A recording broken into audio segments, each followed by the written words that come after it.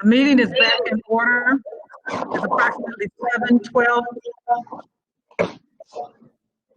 We are reconvening. My apologies to our listening audience. It was severe technical difficulties and our staff. I am proud to report that Mike, Amir, and Dr. Brown Hall have assisted us. Please accept our apologies for any inconvenience it may have caused you. Without further ado, I'm going to turn this back over to, well, what we're going to do now is we're going to go directly to our speakers because they have been waiting. And I want to read a statement to each one of our speakers. At this time, the board welcomes speakers who have signed up to speak at tonight's meeting. Please be reminded that all speakers' remarks must be limited to 3 minutes or less. We ask that speakers be mindful that this is a business meeting, open to the public and televised locally. Attendees and viewers include persons from throughout Western New York, including children. The board asks that speakers conduct themselves professionally and that their comments remain civil and courteous, bearing in mind that they will be heard by people of all ages. This is an opportunity for Buffalo's residents to address the Buffalo Board of Education about issues that serve the public interest and district mission. And the board asks that speakers demonstrate appropriate decorum. Thank you for joining. Our first speaker this evening is India Walton. She's a parent in regards to police in school. India, thank you for your patience. Please proceed. Thank you for allowing me the space to address your honorable body. My name is India Walton. I am a parent of Buffalo Public School children. But interestingly enough, I'm also a registered nurse, and I've formerly worked in Buffalo Public Schools. And I know that our children reside in the third poorest city in the nation. Many of them, more than half of them, live in conditions of concentrated disadvantage and poverty and are dealing with very complex social, emotional issues and underlying traumas. The reason why I don't believe it is a good use of resources to put police officers in school buildings is because we should be addressing the root causes of the behaviors we are seeing in a trauma-informed way. We have security guards. We have student resource officers who can be called in case of an emergency or the escalation of situations, who are trained, specially trained, to deal with children. The additional officers who respond are not trained, from what I understand, and there's no clear policies, procedures, or rules. Of particular concern to me is one officer who received pay from the Buffalo Public School District, Officer Hassett. Officer Hassett has been barred by the Erie County District Attorney from testifying because he has a history of lying, of falsifying records. He has cost the city of Buffalo $300,000 in lawsuits for his misconduct while on duty. So how is it that we trust a person with this lack of moral character in the building with our children, some of whom are the most vulnerable in our community? I think that the money that is being spent on off-duty officers in school buildings would be best used supporting children, families, and parents so that we can address the underlying trauma, the concentrated poverty, the hunger, the food insecurity, the lack of affordable housing and housing instability, and all of the other issues that are causing some of the behaviors that we're seeing that require social solutions and not policing. And let's end Buffalo Public Schools as the beginning of the school to prison pipeline and fully implement our code of conduct that includes restorative practices and protect our children. Thank you. Thank you for your comments. Our next speaker is Felix Soto, citizen and student, regarding the future of bowling. Mr. Soto, please begin. Okay. Hi, everybody. Like Ms. Cobbin said, I'm Felix Soto. I am a junior at Burgard High School. I've heard word that bowling was considered not being played this year. I was personally contacted yesterday. However, I have an online petition with over 240 citizens, including bowling coaches and other players from the Buffalo Public Schools that want bowling to stay. I also contacted a few board members. Well, let's be honest here. Once a sport is canceled for a year, it'll be so hard to resume it for the upcoming year. Just saying on some other sports, but however, so that's why I'm here to discuss the future of bowling. I don't think it's right that to give student athletes not an opportunity to play and be a part of a team. I think if you allow basketball and football to play, you should let every other sport resume as well.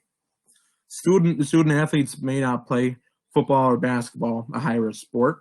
In bowling, as we all know, it's not really a contact sport. It's far less injuries, and some parents are not comfortable of letting their child play high contact sports. I also heard Section 6 extended their season for bowling, and I know that Buffalo Public Schools opted out of Section 6. I think if bowling can resume, that it'll be too hard to jump back into Section 6 more than halfway through the season. So I was thinking maybe to create our own league with 10 or more teams from the Buffalo City schools. Bowling has helped me open up to fellow students, coaches, and even at a sport meeting because I'd never see myself contacting many board members, starting a petition, and listening to views of others on how they affected them. To cancel bowling, there must be a good reason. Is there a budget problem or shortage of coaches? When bowling was canceled, was it brought up to parents, schools, coaches, players? And you guys should give a thought to people that love the sport of bowling, especially seniors. They should go off with a high note. Thank you. Thank you, our future leader, Mr. Felix Soto. I'm very proud that you were able to do your advocacy work. That's very good news. I'm proud of you. Next, we have Liza Schreiber, citizen, removing police from school. Mrs. Schreiber? Good evening. It's always a pleasure and an honor to speak on behalf of our children and our future. The system of policing is designed by and based on the system of white supremacy. Their tactics and their practices are practices of white supremacy. With that said, we don't need to have the off-duty police officers working in our schools. The security guards and the SROs that respond to the 911 calls are trained in dealing with children. After seeing what happened in Rochester, where a police officer handcuffed and pepper sprayed a 9-year-old girl, the other point is our Black and brown children have to worry about this enough out in the community. They should not have to worry about this in school. 3 resources that I have for research: NPR, the Sentencing Project, and one other. I'll state that increasing police in schools is not increasing safety, but it is having the opposite effect with unintended consequences. I know we were all teenagers. I know it's common for teenagers to get into fights over boys, over girls.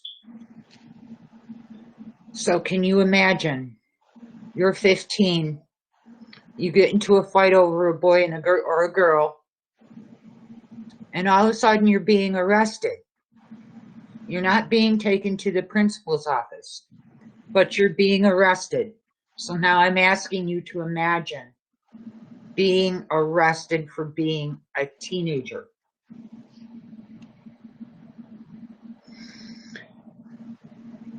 This goes against everything that we have been working so hard to do with our schools, with the restorative justice.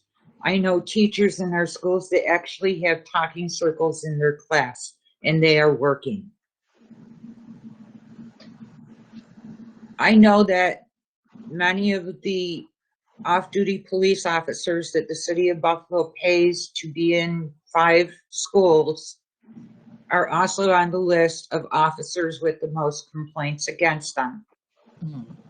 Officer Todd McAllister, one of the police officers involved in the death of Wardell Meach Davis, was at one time working at MST High School.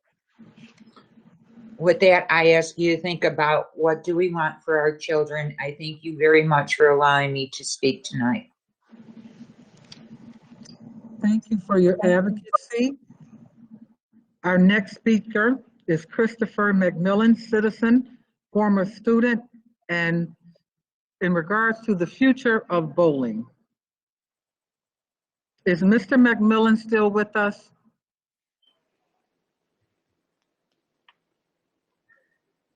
Oh, can you hear me? A little bit louder, please. Oh, I'm sorry. Can you hear me? A little bit better. I apologize. Thank you guys for having me today. I was actually contacted about a week and a half ago. Can you talk just a little bit louder, Mr. McMillan? I want everyone to hear what you have to say. Sorry about that. Can you hear me now? A little better. Mm-hmm. Okay. So I was actually contacted about a week and a half ago in regards to the sport of bowling being dissolved. Not just for this current school year, but for the school years to come. I've been bowling since I was about 3, and I bowled all 4 years at Performing Arts. I graduated in 2014, where I actually won 2 school titles, and I made it to states. I think I've been the last person to make it to states in Buffalo Public Schools for like maybe 5 years.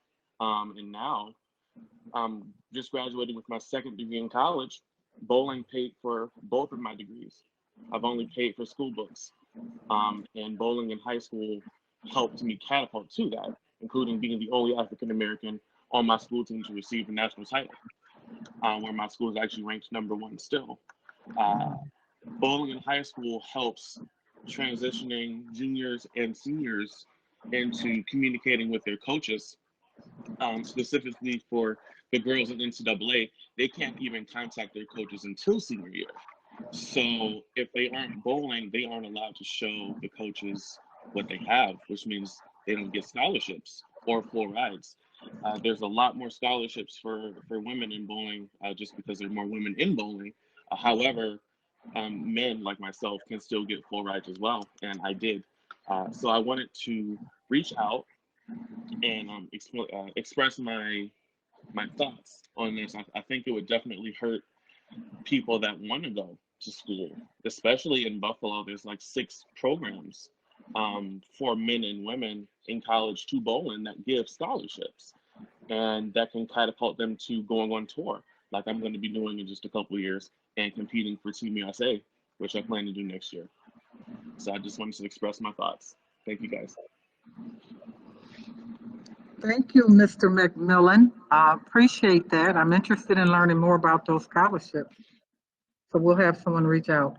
Next would be our next speaker, Mr. Derek Martin. He's a citizen, a former student, and he is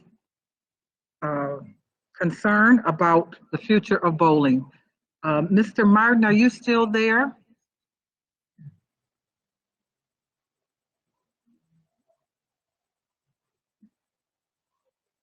We'll come back and see if Mr. Martin will come back on. Okay, next we have Dr. Wendy Mistrada, the parent, and she is going to provide us with the DPC update, District Parent Coordinating Council update. Board President. Pleasure to see everyone and be seen.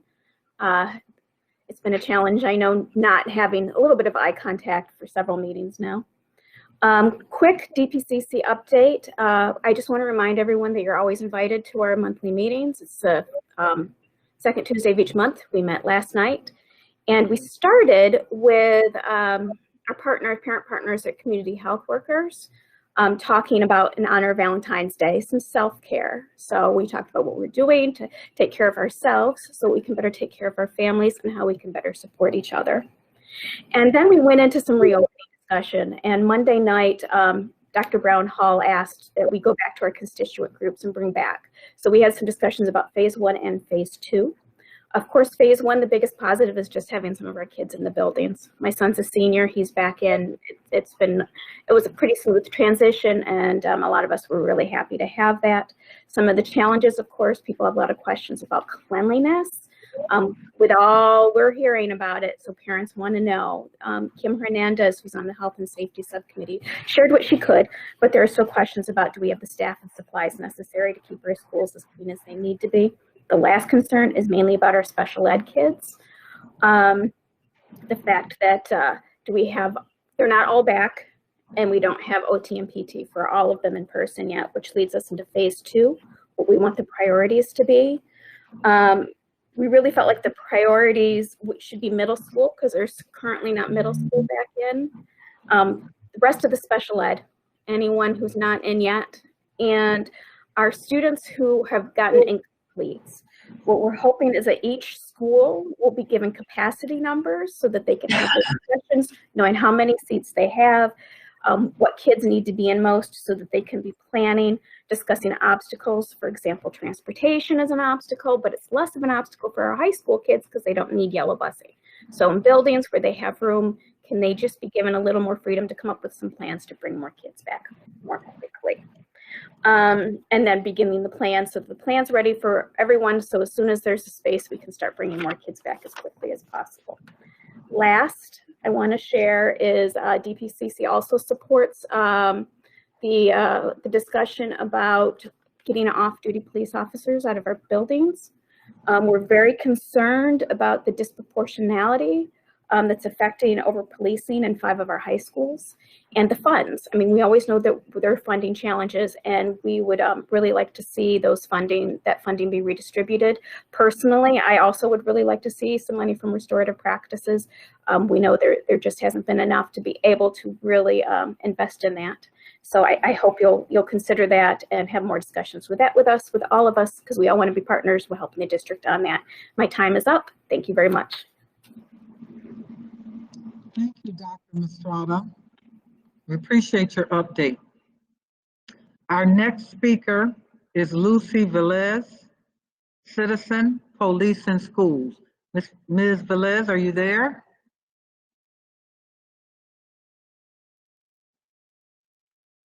Again, I will revisit and see if they have come back on. I understand that, you know, the wait could have impacted them. Next, we have Milo Gresham, citizen, regarding police officers. Mr. Gresham, are you there? I am. Thank you. Thank you, and thank you to the members of the board for letting me speak to you tonight. My name is Miles Gresham. I'm an attorney and a policy fellow for the Partnership for the Public Good, and I'm coming to the board as a representative of PPG, as well as hundreds of our community partners, to ask the board to stop the practice of stationing off-duty police officers in public schools. As others have said, this is not a program that affects all of our public schools. There's only 5 of them, where most of the students are children of color. We know that children of color in Buffalo public schools are already more than twice as likely as a white student to be suspended. And this off-duty policing practice is really unnecessary. Again, just to be clear, we are not talking about the school resource officers, who are uniformed Buffalo police on duty, who are responsible to the police commissioner for what they do. We're also not talking about the private security guards. We are talking about the off-duty police. There is a roster that we've foiled of over 40 police officers, give or take, who are on this list. And in 2019, the Buffalo Public Schools spent over $200,000 to pay those officers for their off-duty work. We also found that 7 of those on that roster that we foiled were among those who had received the most complaints from the community, including complaints of excessive force. This process further criminalizes our children. I was a public defender when I first found out about this practice. I represented children in front of Judge Hanna before Raise the Age took effect. I never saw a white child come directly from a Buffalo public school into my courtroom. And these kinds of practices, stationing off-duty police, really reinforce that. The Buffalo Public School Board has the power to stop this practice immediately by passing a resolution banning the practice going forward, and we would ask that you consider that. Black children are already criminalized enough, as we've seen in Rochester recently, as we see here. We don't need to reinforce that in our schools. And $200,000 goes a long way towards things like culturally and linguistically responsive initiatives and other programs that could actually help our kids. So we are asking the board to please discontinue this practice, stop criminalizing Black children, and let our kids have a chance. Thank you. Thank you, Mr. Miles Gresham. Appreciate your comment. Our next speaker is Dejan Hall, citizen, former student, regarding SROs in school. Is Mr. Hall there? Again, I apologize to Mr. Hall for the delay. He could not wait. Next, we have Kauai Jumel, student, citizen, regards removing police from schools. Is Mr. Jumel there? I'm a woman. Hello. I'm still here. Thank you for having me tonight. Hello? Oh, okay. Yes, thank you. Yes. Hello, ma'am. and good evening to everyone. My name is Kauai Jumale, and today I am representing myself, my parents, my refugee and immigrant community. I am a resident of Buffalo, New York since 2004, and I am so against the police being in our Buffalo public schools. There's no need for it. There is definitely no need for it. The police have tactics and trainings that are so unnecessary. Our kids do not need that. There is no need for the school to prison pipeline. Students are not asking to be replaced. Students are asking to be heard, to be noticed, and to be seen. I'm a sister who have brothers in Buffalo Public School and have a little sister who will be attending Buffalo Public School. Just to give a scenario, my little sister is someone that has emotional tantrums. Imagine a little girl who is in need of a teddy bear, a stuffed teddy bear. If that little girl cannot get that stuffed teddy bear, she has emotional tantrums. She starts screaming or just not being herself. She cannot communicate verbally, so therefore it's hard for her to communicate to someone, anyone, like, hey, I need help. I want you to give me this. So I fear my sister goes to school and there are police in these schools, stationed at these schools. What the hell is going to happen? My fear has an older sister. Therefore, the police being stationed in our schools is just causing more trauma upon trauma upon trauma. They don't know what our kids go through on a daily basis. They don't know what's happening at home. They don't know their emotions. But as soon as something goes wrong or they feel like, oh, we need to de-escalate something, they are using tactics that are affecting us more than they can ever imagine, and it is traumatizing. There's no need for it, and I'm so against it. Thank you for letting me speak tonight. That's all I have to say. Please take these policemen out of our schools. Our kids do not need that. We are going through enough already, especially as people of color. Just like as Miles has said, you will not see a white young man in front of these judges, but you will see more likely our younger black men, our younger black sisters. Thank you.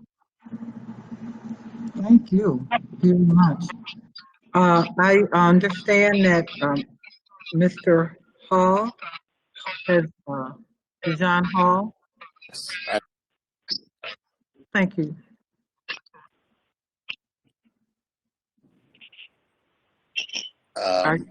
Yes, Let me know when to start. you can go, young man. Good evening, members of the school board, Good evening. administration, fellow general and citizen students. I'm this evening to speak on the topic of moving Buffalo officers from our school. I apologize. Excuse me. I'm getting a lot of feedback. Keep the previous speaker to mute. Thank you. Okay, I think we're good now. Yeah, I come to speak on the topic of getting off-duty Buffalo police officers out of our schools. As a former student of Buffalo Public Schools, having attended Olmsted and then charter school later, I have personal experience with Buffalo police in schools. During my high school years, I was nearly expelled because two students had stolen a video game that was being auctioned off by the school. They implicated me as some sort of mastermind. But what's relevant here is that two uniformed officers of the Buffalo Police Department removed me from class, brought me to a room with no parent present, and began to question me. That sort of interaction for a yet to be fully formed brain and just general youth turned out to be really traumatic for me. I remember what it was like to be grilled by two adults in full uniform with guns on their hip, thinking I must have done something. This would not have happened otherwise. And also wondering just where my mother was. And that moment has never left me. It became the impetus for me later on attending law school because for me, having to go through that, it became clear that it was wrong and that it shouldn't happen to any other student. And so today, again, I'm here because I don't think that it's right for students to be subjected to that sort of behavior by armed off-duty Buffalo police officers. And I would encourage this board to stop paying those folks to traumatize our children. Thank you, Mr. Hall, for your comments. I'd like to just go back over to see if any of our other speakers have returned. Is Mr. Derek Martin there? Okay. Or Lucy Velez? Here. Can you hear Hi, me? yes, Mrs. Velez, thank you. All righty. I represent a lot of different people, Free the People, Citizen Action, and a host of Latino parents and Latino organizations. My concern is that I have not seen a lot of quantitative studies that says that having police officers in the schools has made such a direct impact. I respect law and order. However, when we deal with children, Black and brown, children from marginalized communities, and I am Latina and Indian, so I know what it is to be called marginalized and people not expect a whole lot from us, except problems. So when police officers are put in schools where there is a large population of minority, refugee, immigrant children, it tends to set up a narrative and a narrative that our children will then inherit, especially when they are traumatized and see the things that go on when there seems to be some kind of crisis in their schools.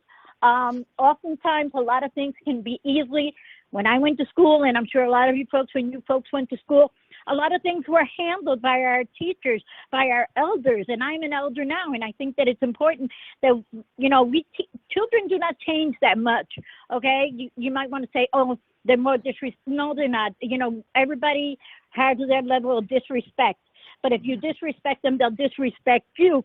And so my thing is that they have not changed that much, that we as adults, we that do the parenting, we that are the elders, we can make a difference in terms of changing behavior, changing narratives. I think it's really important that we take teachers and adults and train them and bring in people who are not of the law enforcement, but rather people who are skilled in de-escalation techniques. And that goes for all staff, principals, aides, the lunch lady or the lunch person. We're talking about people. Invest the money, or as we would say, divest from the police does not mean get rid of the police per se. It means that we need to take this money, put it in mental health and behavioral health needs. We need to look at the health inconsistencies. We need to look at child and adolescent development and psychiatric health. We need to identify positive behavioral support in the schools and at home. We need to do the conflict resolution. We need restorative justice, which is something that, you know, we need to be practicing. And if we don't know what it is, then we need to look at what it is, how it works in our communities. And we also need an office to oversee. So should there be any questionable behavior on the part of a student towards a teacher, or we have these officers that we hope will not be there, but if they are, we need a separate office to review what happens in terms of that situation that has nothing to do and is not monitored by the actual school board members in the actual school, not the teachers or the principals. It should be an outside group of people, not family members, but community members, other people who know the laws and the policies related to the school board. So there are a lot of things that need to be done and can be done differently. But I think that we need to take that money and invest it. Our police officers should not be expected to do the work of social workers and counselors and those kinds of people. That's putting a lot of responsibility on them. But also, you know, that's a very stressful job. I'm sorry? Thank you. You okay. Certainly exceeded your time, but I appreciate you calling, and I appreciate your input, your advocacy. Thank you so much. Dr. Cash, would you be kind enough to provide a response to our speakers, please?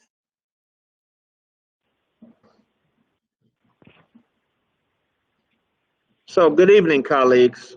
I want to thank and commend all of the speakers this evening for your patience and for your articulation of issues that are of concern to you. I listened to the speakers and I heard two main groups speaking on two topics, and I want to address those two first. First, on bowling, there were three speakers, and I just want to say that we are not going to, at this time, there's been no plans to cancel bowling. It's been an issue of when we were not in school, we had to let Section 6 know what were our intent around school sports. And I said from the beginning, as long as we were not in school, that we would not be participating in sports. Now that we have resumed school, the leagues that are in play for our students we're trying to pilot those and see if we can do it safely. So certainly we'll be talking with all of our constituents when we get to a point in a new school year to talk about all of our sports, what we have, what is needed, what could we add to our compendium of athletics, so forth and so on. But right now, it's not feasible to jump into any leagues with bowling, for example, or swimming, for example, this year. Your idea about starting a team that's sort of internal, I'd like to hear about that. We don't have any contracts right now with bowling alleys because they shut down during COVID as well across the city. But be assured that there's no intention right now to cancel bowling. And I appreciate your sharing the impact it has had on your life, and that there is interest in the sport here in Buffalo among our students. So thank you. On the second topic, main topic today, policing in our schools. Let me try to say to you very clearly that the model that you identify as policing in our schools, the off-duty officers, I was not aware of that element of our strategy until recently, about a year ago. And certainly from what I heard, that is not the model of school partnership and strategy that we want with our SROs and our Buffalo Police Department. And so I've had conversations about this with the mayor, with the chief of police, Commissioner Lockwood, and we have moved in a different direction. I've moved closer to what's called best practice in the country, where I know what effective partnerships between security teams in schools and the local police department, what they look like. And having those off-duty police officers in our schools over a period of 10 years with some of the backgrounds that you described is completely inappropriate to have in our schools. And so last year, with the beckoning of the board as well, having concerns about these off-duty police officers who were assigned to several of our schools, I said, no, we're not doing that anymore. We're not doing that anymore. And what we're going to do is reform our safety and security team and our partnership with the Buffalo Police Department. So I'm very pleased, as is the board, to say that we have an extraordinary executive director of safety and security for our schools, Mr. Fred Ragstaff. He is a model for every police department, every school security team in this country. And I've seen a few. And he's all about proactive training, proactive response, prevention and intervention being the emphasis, being child-centered, adolescent-centered, and being patient and understanding and caring and nurturing and yet tough love given to our young people. So under his leadership, 55 school security officers are receiving training on an ongoing basis. That is much the model of what we're talking about and not what you were talking about, because I agree, they've got to go and have gone. We haven't paid those officers since July of 2020, and they will no longer be in our school system, no longer. And if the board wants to write a resolution or develop one, I'll be the first to help write it because we don't tolerate that kind of behavior in our schools, nor that kind of training and treatment. We are not about arrest, transport, fingerprint, and put into the system. We're not about that. We're about the opposite of that, which is restorative practices, trauma-informed care, disproportionality training, and culturally and linguistically responsive teaching and leadership practices. That's what we've done with all of our staff over the last several years. And now we have a great relationship with the Buffalo Police Department. 8 SROs are in our schools. Each has an assignment of 7 schools under the leadership and supervision of Chief Aaron Young and Lieutenant Craig. and they are here with us today. And I can tell you that they also are like Fred Wagstaff in the way that they view our young people, the emphasis on prevention and intervention, lots of support and patience and understanding of what our young people are going through in the community. And so we couldn't have a better safety and security team today than ever. And so that other element, rest assured, colleagues, it is gone. It is gone and it will not return. But we must have a relationship with the Buffalo Police Department because they assist us in so many important ways and that help protect you and keep us safe and follow up on important issues, serious issues that may be occurring in our schools. So thank you for your concerns. Thank you for those comments. We agree with you on those observations, and they are no longer with us. Finally, I'd like to say that Wendy, appreciate your comments, especially the invitation to join your meetings. I really like staff to be at those meetings so that we can address issues that you have right there on the spot. Sometimes I've been told that we are not welcome at the meetings, so it's good to hear that you're inviting us in public, and we will try to have representation at those meetings going forward. Continue to work with us as we continue our reopening process, and we appreciate all of the support that you give to the Buffalo Public Schools. So, President Cotman, those are my comments.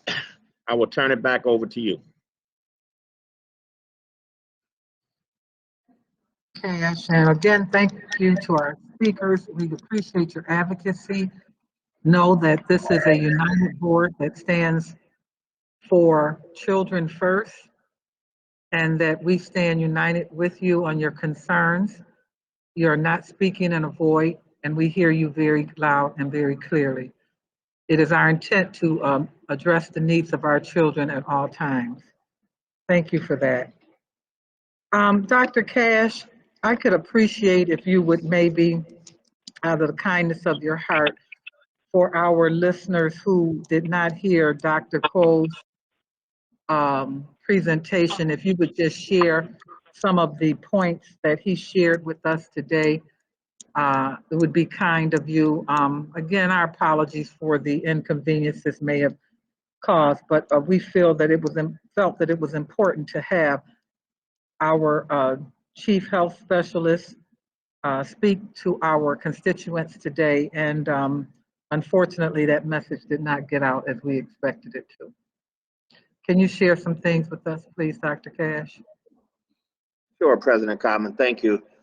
So colleagues, this afternoon, right at the beginning of our meeting, I asked our medical director, Dr. Dennis Quo, to come and give a brief update on the status of the COVID virus in our community.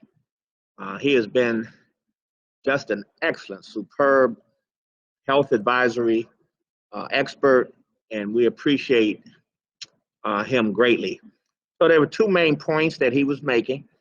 One, he shared that on the major metrics of COVID in Erie County and in the city of Buffalo, that the new cases, while that we still are getting new cases, they're much reduced than they were 2 months ago, for example. The positivity rate, the daily positivity rate is 3.6% at this time, and that is as of today, right up to date, and the 7-day positivity rate is at 4.8%, and that's again going down from 7 or 8% 2 months ago. We continue to go down and are now below 5%. The hospitalizations in Erie County and in Buffalo continue to drop. Over just the last month, it's down from 330 hospitalizations to now 288. And the number of people in ICU has continued to drop at the same rate. So they're going down. Not that we don't have it, but it's going down in a very encouraging way. And then just the overall data on what's going on in different zip codes in Buffalo and in the county. While there are still some hot spots, Dr. Quo says that they're not at the level that would alarm him to say we should not be open right now, or that we should consider pulling back at this time. He will continue to guide us and keep me informed. We talk much more regularly over these last several months, and I really appreciate his counsel. So that overall was good news, is what he was telling us, because the last time when he came before the board in January 20th, that was 20 days ago. So many of you in the community may be wondering, well, what about today? What's the news for today? Should we be open by all scientific accounts? And the short answer is yes.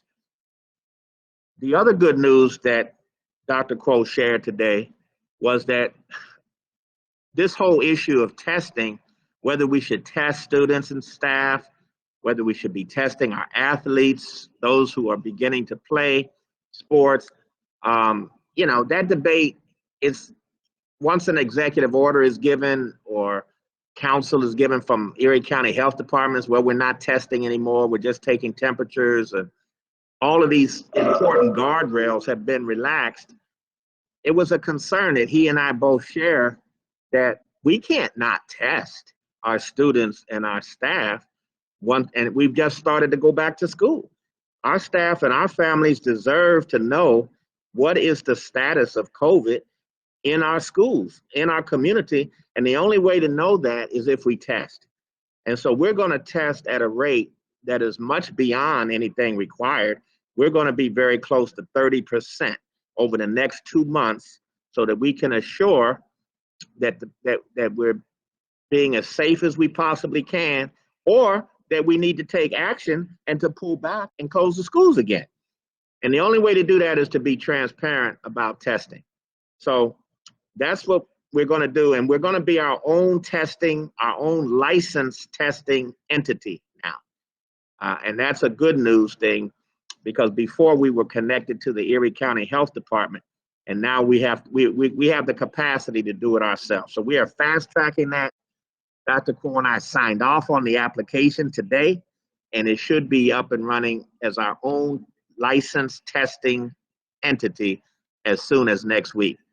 And then we're going to go live and put a dashboard on a daily basis up for the public, so everyone can see just how many tests we are giving to our students and staff each week and in each school, and whether that looks like a green, we're in a good space, where yellow, we need to be starting to take precaution, or red, we need to begin to think about closing schools and pausing them again for some period of time, whether it be an individual school, a group of schools, or the whole school system. So you will be able, as a community, to track with us what that data looks like in our schools starting this Friday going forward.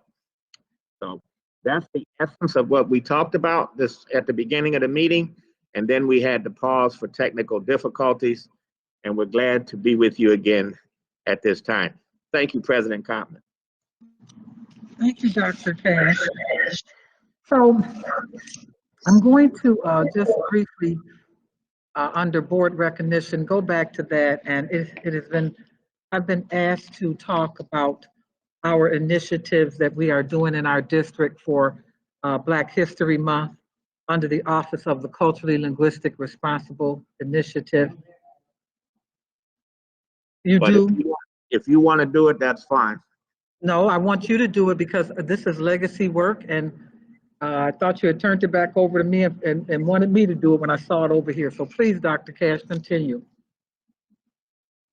No, I apologize. I didn't mean to interrupt you. I just do have that as one of the 3 items that I wanted to bring you up to date on. Okay, well, go ahead, continue. I thought you were. Okay, well, I finished the part that you asked me about what did Dr. Quo have to say to us tonight. Now I would like to move to the superintendent's update, and there are 3 different items, but I think all of them are significant. So the first point that I want to stress to the board and to the community is that there are three extremely important issues that affect the short and long-term prospects of the district. None are more important than the three that I'm getting ready to say. And then I'm going to report on some of that tonight. As I've said all along, the first is that we have to keep our focus dead center on the budget and the fiscal solvency of the district. And while that's some encouraging news in recent days, we won't know until the full tale is told what will be the relief given back to localities, counties, cities and towns, states, and then the local school districts that are within the localities until the federal relief packages are finalized and determined and so forth. But there's quite a bit of pandemic-related costs that we are incurring that are driving our structural fiscal deficit deeper into the hole. So we have to stay focused on our budget going forward and in the next several years. This will be a multi-year challenge for the Buffalo Public Schools. The second issue, again, is the way that charter schools are funded here in the state of New York and the way that they are proliferating in the city of Buffalo, practically unchecked, even though in recent years we have shown that we don't need more elementary schools choices because our schools are 75% in good standing now. It's not 25% schools in receivership, 25 schools in receivership like they were 4 or 5 years ago. We brought those schools up. They're wonderful schools for our families if you participate in what is being offered in our schools right now. Very few charters are opening at the high school level. And yet we see that our graduation rates now are at an historic high of 76%. And somehow we're asking those to be asterisks. Why? Why? The kids worked hard. They passed courses that were aligned to the Regents exams and they graduated. And they're going to do it again this year. We didn't put an asterisk by the Buffalo Bills making the playoffs because it was COVID's year and people couldn't play some games or practice some games. Things had to be. We didn't put an asterisk around that. They had a heck of a season. So I don't want to hear this nonsense about an asterisk. You go put an asterisk by your work, not the work of our children who have worked so hard to earn something so important with the support of their staff, their teachers, their principals, their parents, and all of the people who saw those young people come across the stage last year. Not having it, not hearing it. Now, the third item is student achievement. There's nothing more important for us to focus on than student achievement, whether it's virtual or in person. In person or virtual. We'll be toggling a little bit over these next months and into next year. But we have to keep our focus on student achievement. Nothing is more important than that. And while we're looking at that, certainly the equity agenda, I support the board. I'm with the board 100% on that issue. So those are the top three issues. Now, under the report, you already saw some of the safety data that we're talking about. You also see in your folder a description of the kind of training, the kind of staff, the mindset and the philosophy that Fred Wagstaff, as our executive director of safety and security, what the culture, the new culture that he brings to that department is really something to be applauded and to be proud of today. Not yesterday, but today. And of course, as I said, with the new teaming with Chief Young and Lieutenant Craig. First-rate department, we're going to go to best in class. Another piece that you will see in your packet, and that's the memo from Fred that I'm talking about. So take a look at that at your own leisure, and it backs up what we were saying today under speakers. The second major point or item under my update this evening, colleagues, is this letter that is in effect a kickoff for the budget season 2021. And I want you to take a close look at that letter, read it carefully. It is going to go out to all Buffalo Public Schools and the site-based teams tomorrow so that we can begin this process.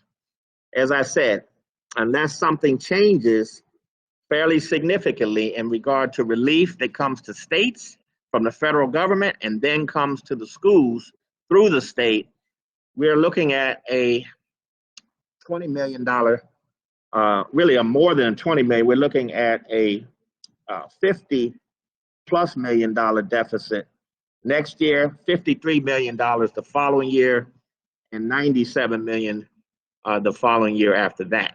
And so that's why we have to be very, very thoughtful in what we do, what we expend, what we prioritize until we get more relief. And if we get more relief, if we don't get more relief, then this is what we're looking at. And I just want the board to be really clear about that, because while we have a healthy fund balance at this time, it's also fragile because of all of the personnel costs that we have accrued that are part of our budget. And that we added a lot of people during my tenure to the budget, rightfully so, because of equity and to help our struggling schools who were in receivership get out of receivership and are now in good standing. So you have to add additional resources to keep our schools thriving and improving and continuing to get better and better and better. But that was what we pledged as part of the education bargain. We have done a lot of that. We will continue to do it.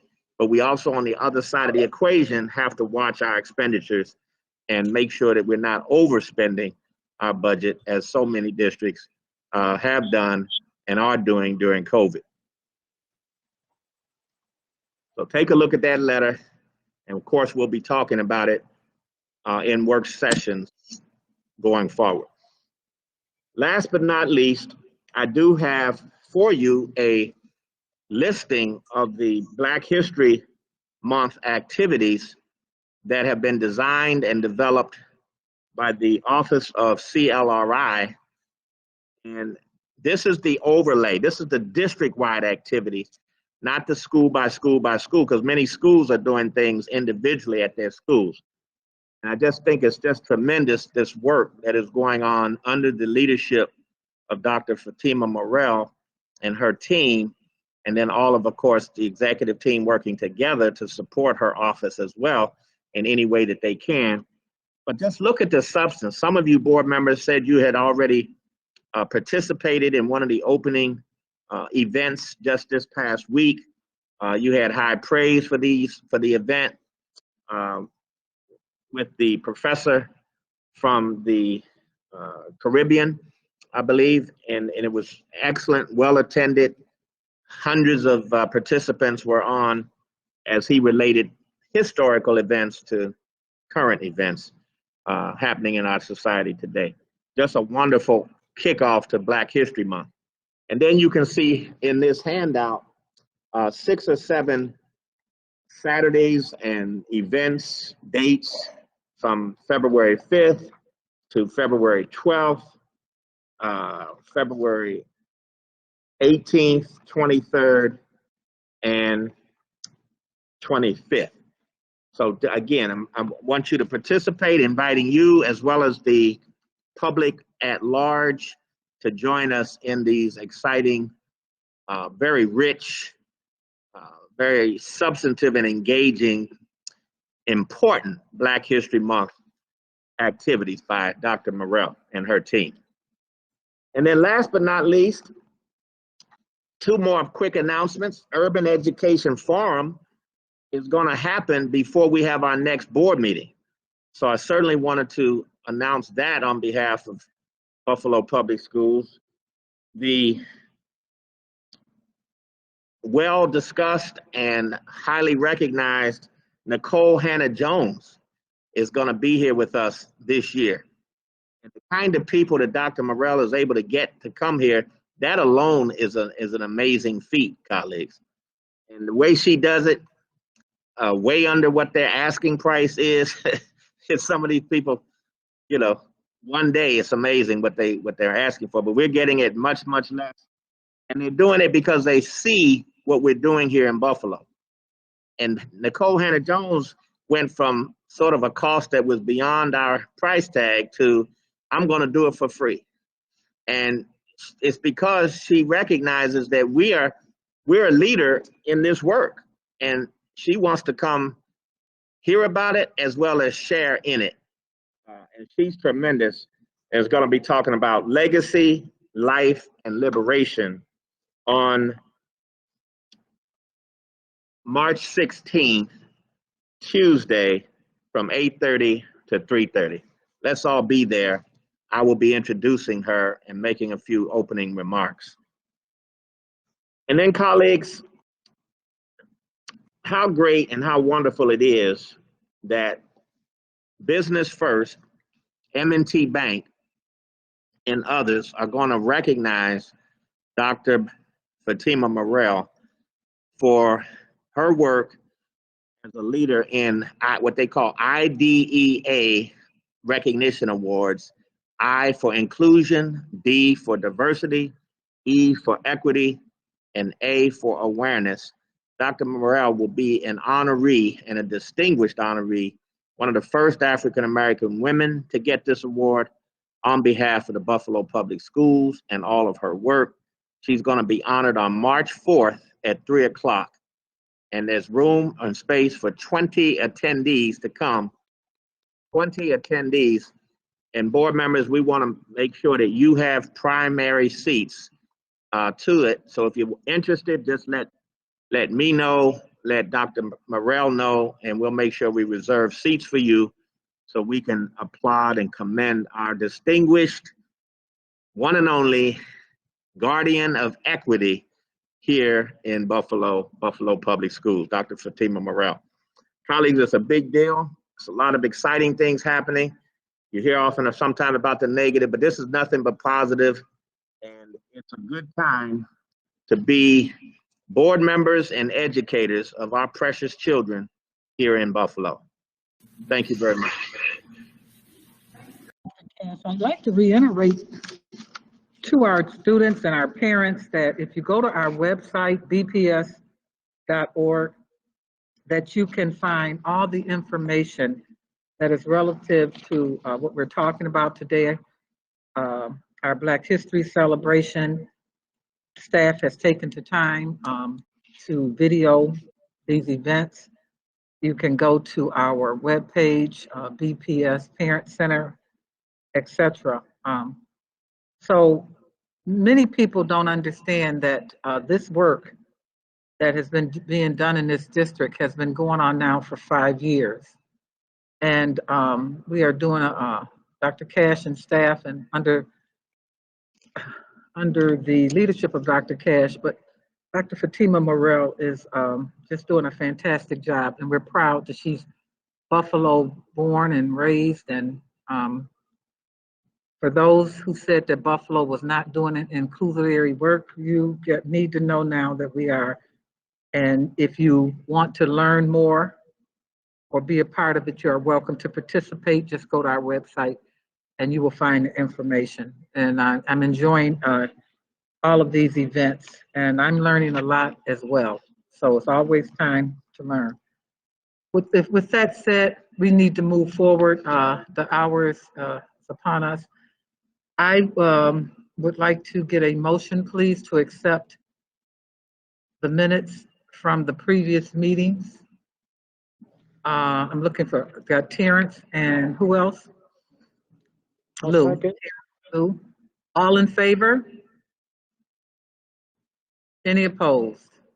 None. Thank you so much. Typically, if we could at this time ask the speakers to leave the screen and they can follow the board meeting on our live stream link on our district website.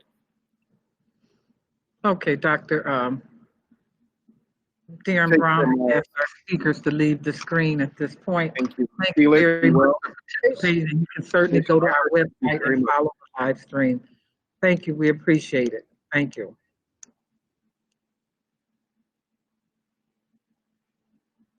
So moving forward,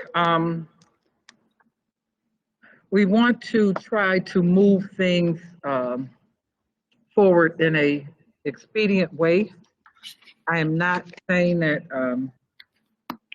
we do not want to do the committee reports. What I am saying is I am going to time each committee report. And if by chance you go over 5 minutes, I am going to bring it to your attention because I think in fairness to the work that has to be done, and we have staff here that has to break down this building, clean it up, and staff has to come in and clean up behind us. So we need to be mindful that we should put our elevator speeches on and that we should talk as briefly as possible. And if by chance you go over 5 minutes, I am going to bring it to your attention, and I'm sorry if I offend anyone in that process, but we have to move forward. There are a lot of people that are impacted by us being in this district at this point, in this building at this point. And we have staff that has to go drive quite a way to get home. So you need to be mindful. And then the staff has to come in and clean this building because we've been here. So with that, I'm going to move forward with our committee reports or any reports that any board member would like to report out. Do we have anybody that's interested in reporting out at this point? Sharon, I'll go first. Thank you, Dr. Kathy Evan Brown. You gave 5 minutes. I only need 30 seconds. No, at least 1 minute. So Generous 5 minutes, trust me. our student achievement report on February the 10th was a robust conversation on the reopening of schools that occurred on February the 1st. It really reviewed the first 3 days of the reopening. The district invited pre-K through 2nd grade, special needs children, and high school students on a flexible basis. So approximately 7,400 students, that may be accurate or not. But that first week, 7,400 kids or so were invited to return in person. At the end of the 3 days, 85% returned and attended. And there were a 95% rate of educators that returned as well. We received a number of positive letters and comments from parents who were excited about seeing smiles again on their children's faces because of the in-person schooling. Chief Ann Botticelli talked about concurrent instruction, how educators are doing both at the same time, in-person and hybrid, what that looked like. And then IT Chief Myra Burton talked about the graphing calculators that the district purchased for our students. And we got really good information on what that looked like. And graphing calculators are very expensive. I remember those back in the day. They were $100 at that time. I don't know what they cost now. But nevertheless, that was the gist of our academic achievement session. Thank you. Thank you, Dr. Kathy Evans Brown. Our next committee report out. Who would like to go next? Mr. Hurd? Yes, I'll go next because some of it reflects off of the reopening of schools that Dr. Kathy Evans Brown just mentioned. We went through the social emotional wellness section of the reopening of the schools. We had Dr. Tanja Williams present on morning circles, the social emotional tools that's being used now, attendance. For the first 2 days at a glance, we talk about the mental health supports. And, some of the mental health supports that we're utilizing is the Say Yes to Education help. We have a crisis team here in the city of Buffalo that works with our kids, that's has experienced some type of trauma. Also, we have a project aware grant that's being used over at Burgard schools for the needy kids there. We also talked about the code of conduct and the review of it. The board recently passed the new code of conduct, and there's going to be a parent-friendly version that's going out to all the parents. About 18 pages has been condensed, and there's going to be online training with the code of conduct because due to the COVID, there have been some changes. The way we do things, the way we imagine education, and the way the code of conduct should be followed. So the district worked very hard with the code of conduct. The board worked very hard, and the superintendent. So everybody, please, you can go to the website and take a look at the code of conduct and how it follows now, how it reads. We believe that it's more friendly. It's actually we're actually giving great rapport, for the changes that were made. The last thing that Dr. Tony Willis talked about was visuals for the families. One thing we had was our care room. COVID-19. It's not called an isolation room. It's called a care room. And there we have a number of test kits that's available. And the district is also collecting the positive and negative rates that's being used for the testing that we're doing. And the testing is going to exceed 30%. That 30% was set by the state. And Dr. Cash, the superintendent, also said that we want to exceed that level, that we want to make sure that we have a safe environment for our kids, and the social emotional wellness is what's most important as we address the issues in our district.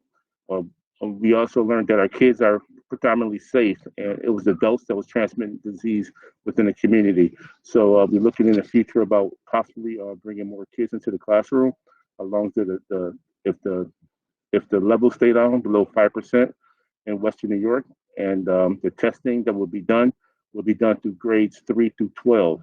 And I believe he admits that not to address kindergartens, first or second graders, because they likely won't carry the disease or have the disease or show effects from the disease.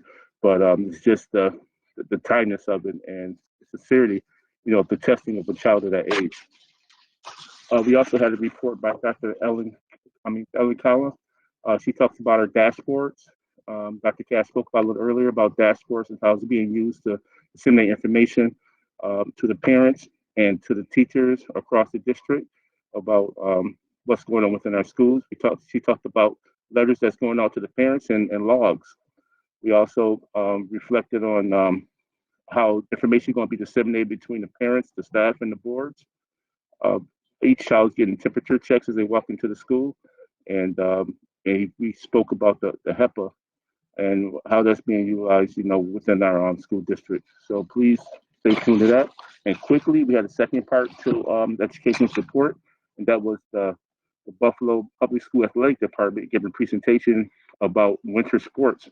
And at this point, we discussed about having winter sports for basketball, girls and boys basketball, which is being utilized and practices are going on now within our facilities inside the schools. So pay attention, stay tuned to see, what happens next with that. And we're looking for more and great report back from my athletic department. Thank you. Thank you, Mr. Hurd. Exactly 5 minutes. Next call. Right. Mr. Petrucci, would you like to move forward? Thank you, President Cotman.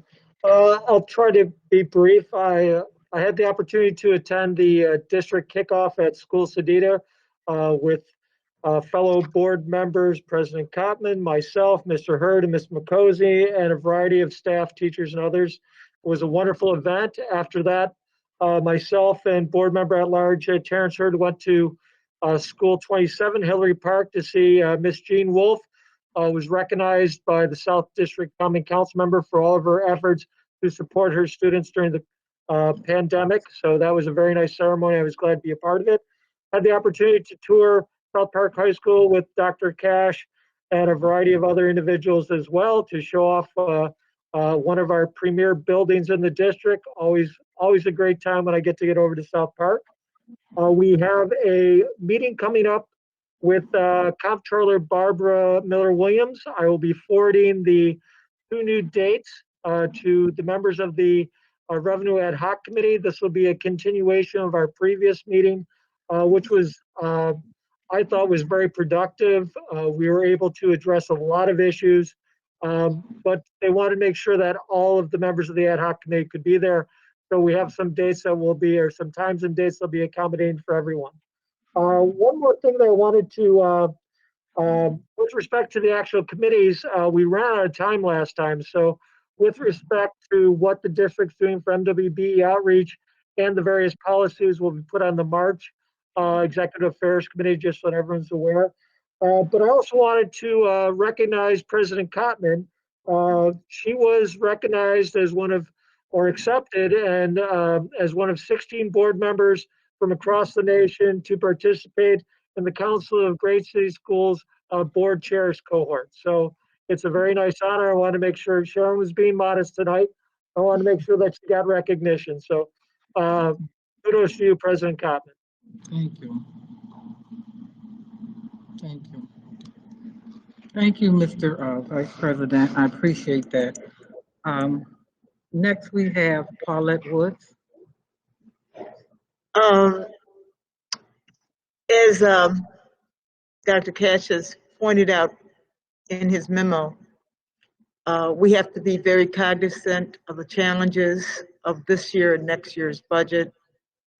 We are very appreciative of the state aid that we received under the CARES Act and the federal aid, but it still leaves us with a structural deficit. And we are hoping that additional aid from President Biden will help us to mitigate the need for significant adjustments. I do want to commend Dr. Fatima Morrell on the presentation from Dr. Williams. That was an excellent presentation. The other thing is I did go tour some of my schools with the checklist from the union to make sure that everything that was on there was in place. And I put it on my Facebook page to make sure that our parents know that we are in these schools, we toured these schools, and we know that we're committed to the safety of our children. We're doing the social distancing and everything we can do to make sure you know you can come in here in safety. That's my report.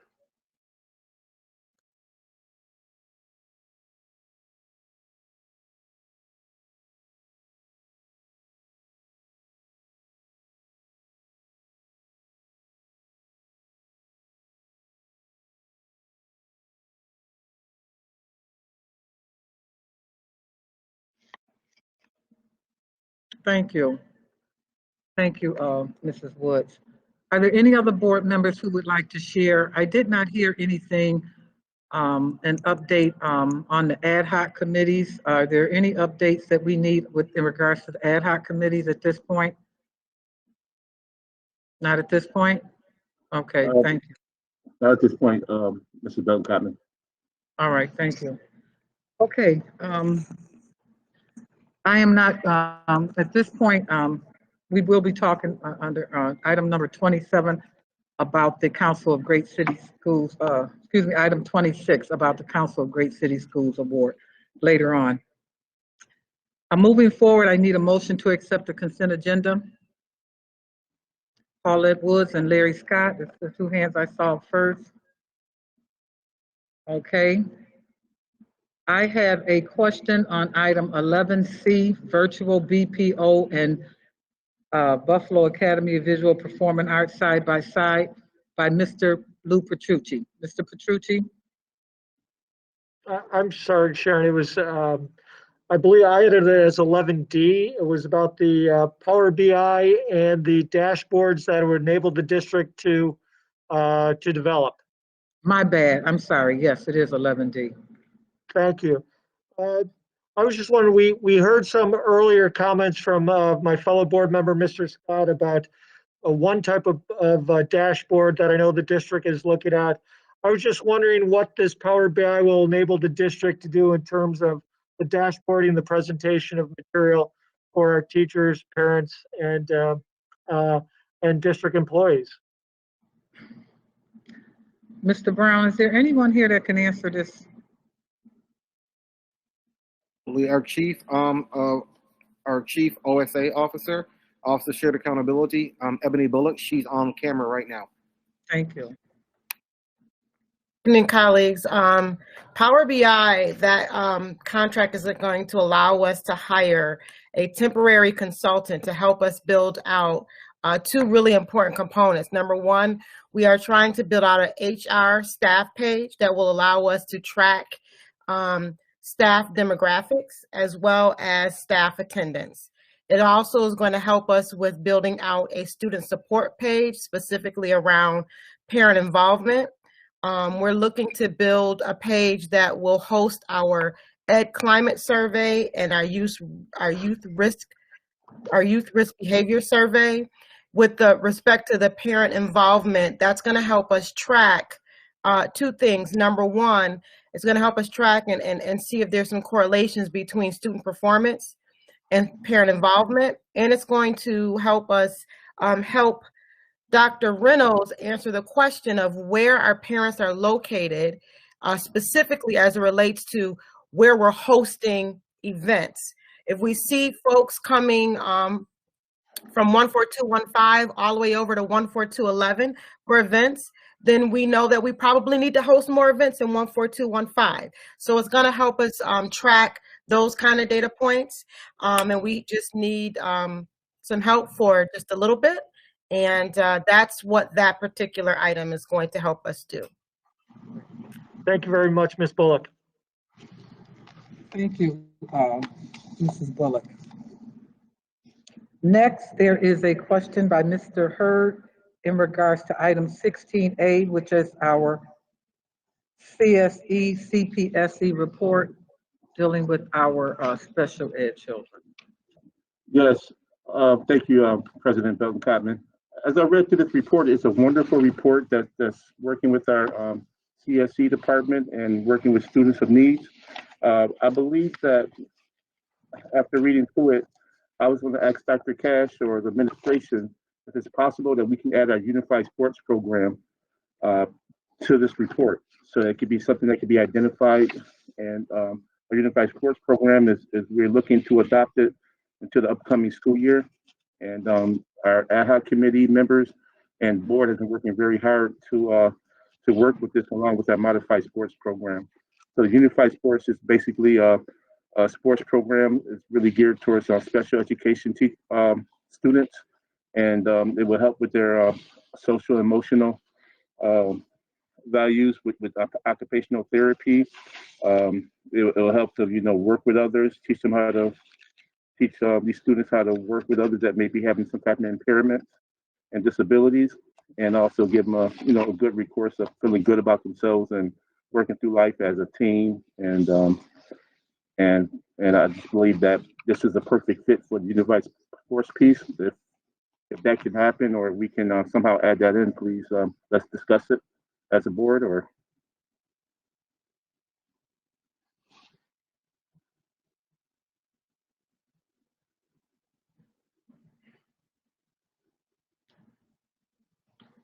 So the request, if I understand it right, is that you're asking that the Office of Special Ed put something in regards to unified sports on this report? yes. Or are you talking about forming unified sports in the district? We're working hard to form the unified sports program along with the modified sports program, and if it can help with the learning abilities of our students of needs, I believe that there'll be a good fit. It's something I know that needs to be looked into as for a future reference, and I believe that it will be great for the district to recognize it, and possibly we can move forward with this into adoption. Okay. So,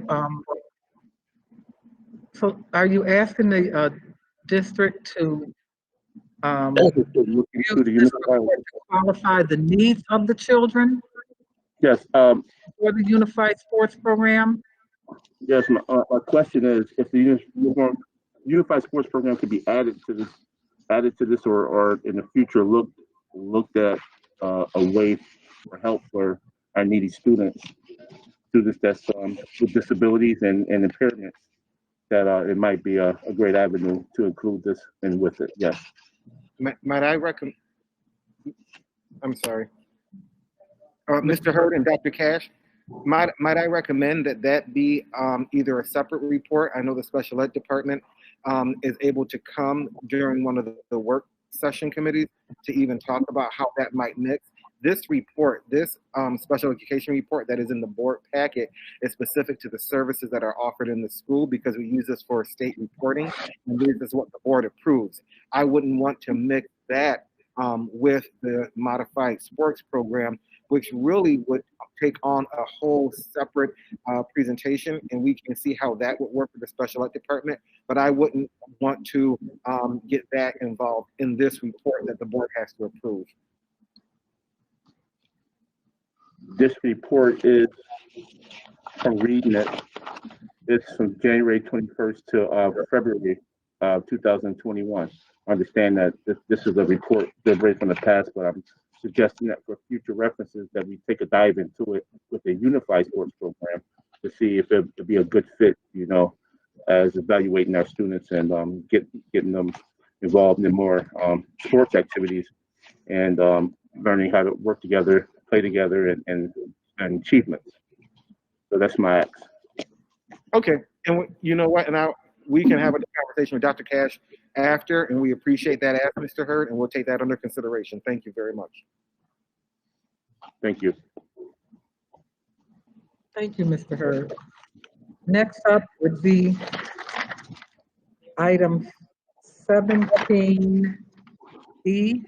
Mrs. Woods, MLP Plumbing and Mechanical, School number 66, North Park Academy School, new addition to cafeteria and classroom. Yes, one of the things the board has been very committed to, in addition to the equity amendment, they passed a MBE WBE amendment, and we committed to a goal of 25% MBE contracts, so that all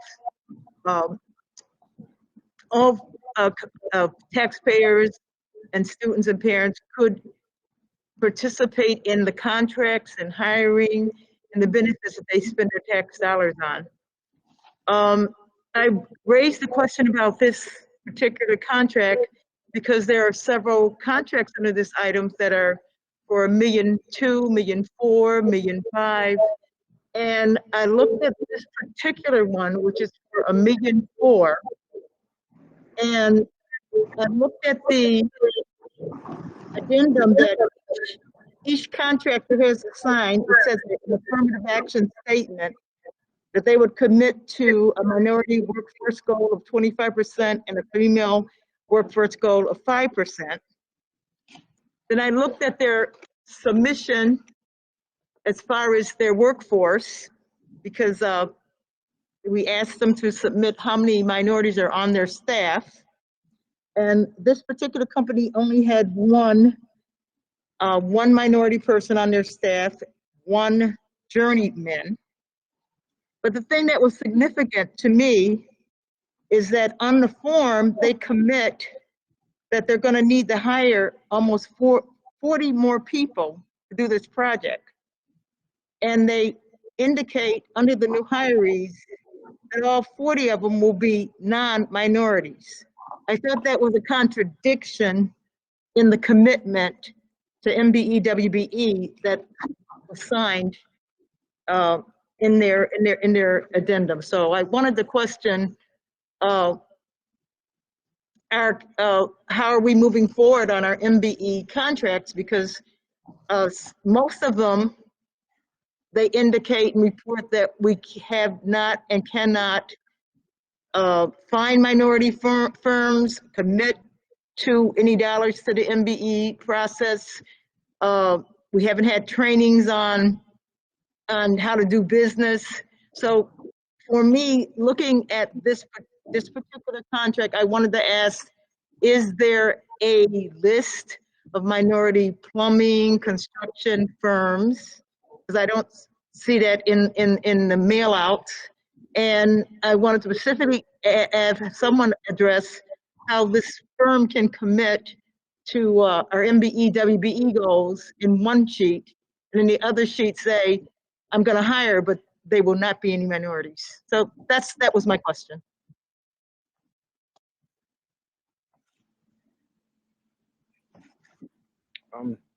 Jeff, I know Jeff Pritchard was gonna have Juan on to address that. I believe Juan Perez is on to address that question.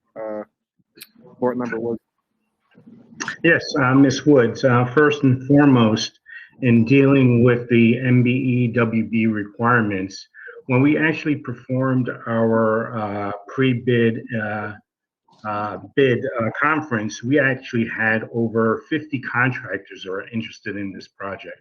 And most of them, I would say, are actually going to play a role as subcontractors to these primes.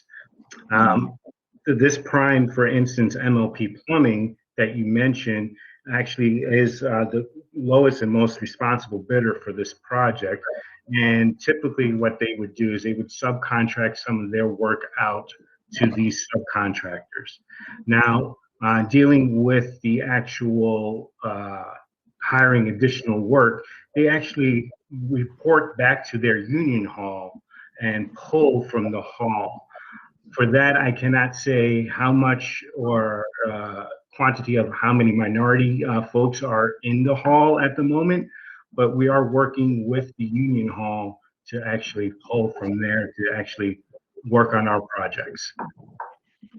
So you do see the documents submitted in the package, and you do clearly see that they're indicating that they have no intention of hiring any minorities. So is that just factual? They can't make an effort. There isn't anyone. What are we doing to expand our outreach?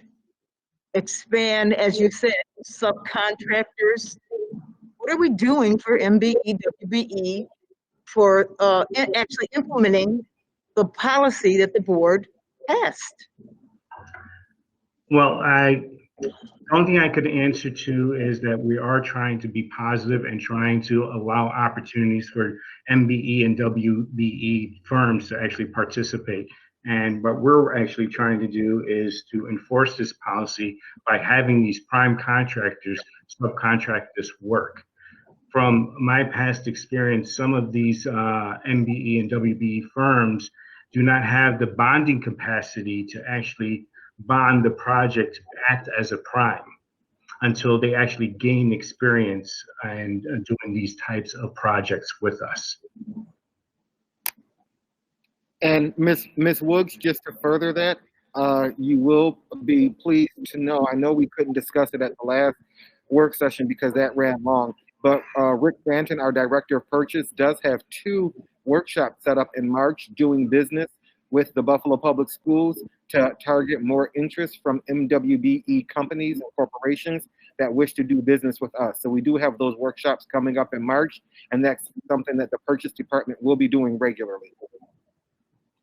And also, Ms. Woods, so you are aware, we did have 2 contractors who actually applied for a prime role as an MBE and a WBE.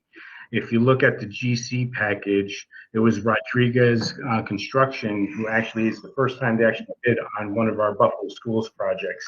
And also, if you look at the electrical contract, I believe it's Weidman Electric who submitted an electrical bid contract, and they are a WBE. The board, when we passed the policy to implement it, we did request actual factual data, dollars of contracts, to be reported at least biannually, if not more frequently. Is there any possibility that that may be forthcoming? Okay, but Ms. Woods, that question is not for Juan. If you remember also at the last work session, Dr. Cash asked that if you wait till March, we will have more data for you at the work session. So if you can just be patient a little while and wait till the March work sessions, we will have some of that information for you. As I said, it's only been 3 years. I will be patient. Thank you. We appreciate that, Ms. Woods. Thank you very much. You know what? I have to comment. When I'm looking at this, you know, unfortunately, thank you, Paulette, for pointing out certain things with this. This is consistent with what is going on in this district. Okay, for this particular person not to even recognize that he's even going to hire any minorities is really a slap in the face to our policies or whatever. And I understand the need to wait until March, but by that time, the lion's share has been already distributed. And so for me, I'm very concerned for a lot of reasons for this particular project, because we were told in the past that there was no money to do school renovations. Okay, and so as a result, we were turning away school buildings. Under Joe Giuliana, there was things that were just not cost efficient or whatever. But what was brought to my attention about this particular building is that there are a lot of, prior to putting the furniture in, that there is a warehouse full of furniture. And no one went and shopped over there for anything. Everything was purchased new. And so I guess when I go into a school where the desks are too small for the kids that are sitting there, and then I see the opportunity for us to save money as far as using our resources over at our Bailey Center, then we come back and we talk about the MBWEB policy not being honored. It's almost like this board is not being taken seriously about the things that they want to move forward. I personally want an explanation why this guy, if this is how it is reading from what board member Wood said, and certainly she has enough experience in budgeting and finance to ask the question and get the answers. I want an explanation why no additional minorities, brown and Black people are going to work in this project. Okay, I'm concerned about that. And I think this board should be concerned about anyone that would put in writing that they're not going to hire a certain group of people. So somebody needs to get on the phone and find out who can answer this question, or if we pull it tonight until we can get an answer, because I don't think it's fair if what Paulette is saying, board member Woods is saying is correct, that we just ignore this. And if she could, if board member Woods can show us where she got that information, because I'm looking here at their affirmative action statement that they did sign. Oh, they all sign it, but they don't hire anybody. That's well, the mistake on a regular basis that we see. To Juan's point, settle down. To Juan's point, he said that there will be a good number of subcontractors on this. So where does that say that in the contract? No, what I said was that Juan said that there will be a good number of subcontractors on these because these are big dollar amounts. Absolutely, they're big dollar amounts. But I'm asking the question, where does it say that he is committed, other than this statement, that he's going to try to hire certain groups of people? It doesn't say that, right? And nothing. I did, President Common, I did hand respectfully the document from the bid, which purports to be implementing our MBE WBE policy directive. The two forms are the commitment to the MBE 25% and WBE women's 5%, and that is signed, and I printed that out. And then the next document is the workforce, which shows there's only one minority in the workforce. And then on that same form, it says the number of people that will be hired for the project, and it has the categories under which the person is going to hire these people. And the only question I had, like I've given the form, it clearly says 41 people are going to be hired, and it clearly says they're all going to be minority. I just thought that was an amazing contradiction. So I've given the form to our chief, Dr. Hall Brown, because I know he'll take a look at it. Colleagues, can you hear me? Certainly is there. She certainly is right with this new hires projected. Colleagues, can you hear me? Yeah. Am I on? Yes, you are. Okay. How much is this item worth overall? 1.44 Million? million. Are there multiple items adding up to 1.4? Or are there multiple 1.4 million items? Particular contract, that particular item. There are 4 other ones that are additionally 1.5, 1.2, etc. Do you have the I'm same not concern? questioning them. I'm asking specifically about this one. Okay. Do you have the same concerns about the other or mainly about this one, Ms. Woods? I know, I'm just trying to get at the root of it. I have concerns with the other ones because, again, the MBE, WBE guidelines are clearly labeled 0. They did not give, we did not meet those guidelines. But when I looked at the staffing for the other companies, they at least had some minority staff working for them, and they did not indicate that they would not be hiring any minorities. So this Okay. one just really stuck out. Okay, and Juan, what are these for? Because I have produce. My numbers aren't adding or aligning to, this looks like a building project of some kind. What is this for, Juan? Yes, this is an addition to School 66, which is a classroom All right. and the main office. Okay, so this is the item that the original contractor pulled out. Is that correct? And then we went to the second item or the second bidder. Is that correct? That is correct. Okay, did the first bidder have indication of minority hiring and fill out the form and then also back it up with intent? Do you remember? Yes, I do remember, and then they did fill out for intent to meet the minority requirements as well.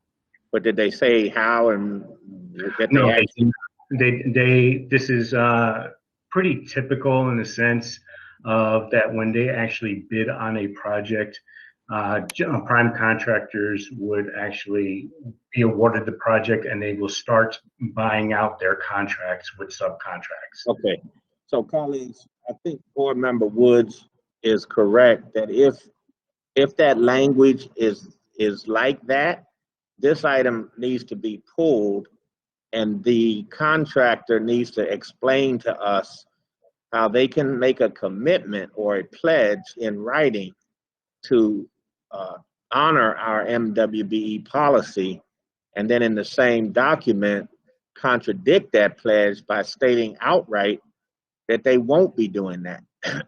I think that I agree and concur that we can't give contract after contract to companies that seem to either be pejorative or dismissive of the seriousness of which we take our MWBE policy.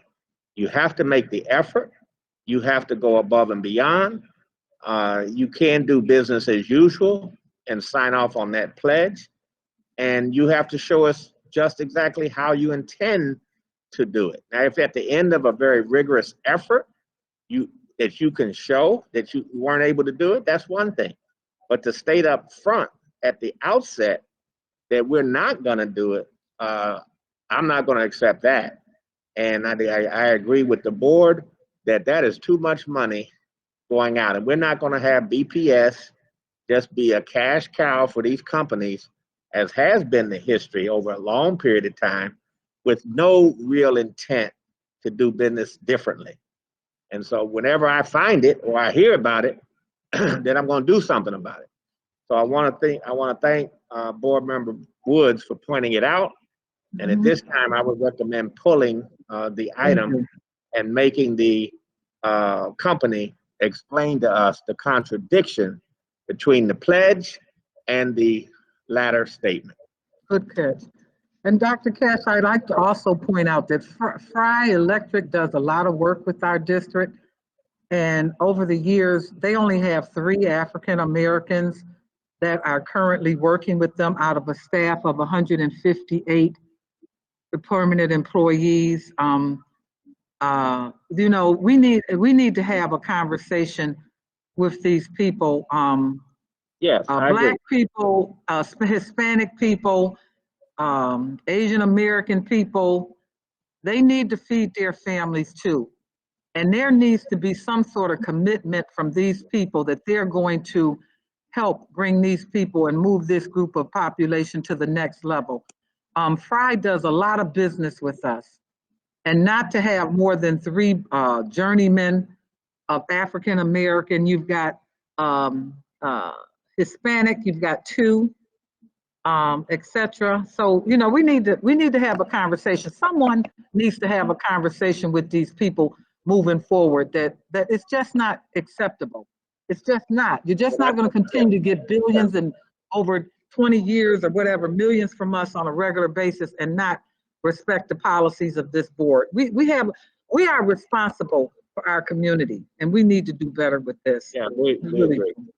So I think Rick Fanton has laid out a timeline. I will get involved in some of those conversations as I have in the past. And now is the time to begin to change the culture. It has to start somewhere, and let this be another start point for trying to make this a reality. Yeah, technically, most of these, all of them, really needs to be pulled. You've got you've got D.V. Brown and Associates. Also, very limited. Well, we've got an opening there. I understand. I understand. Juan Perez is someone who I don't know well, but I trust his integrity and his energy about this kind of work. And so I will be having a conversation with him so that we can begin to provide stronger, more intentional oversight around this issue. Well, you know, I'm concerned because, you know, I believe Mr. Perez is a good man. He's still here with us at 9 o'clock at night doing his job. I appreciate that. However, there's a culture that exists that we need to look into. We're trying to root it out. We get it. We get it. All right. So that item is going to be pulled. Item number 17E. Pull it. For further explain. And maybe Rich Fanton can start having a conversation with these people who are doing a lot of business with this district as to why they don't feel that they should lift other people up to the next level. Certainly, this one particular guy doesn't have a problem with charter schools. I know that. Okay, next.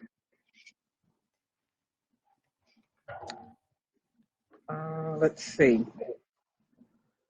We have also 17K, Mr. Hurd.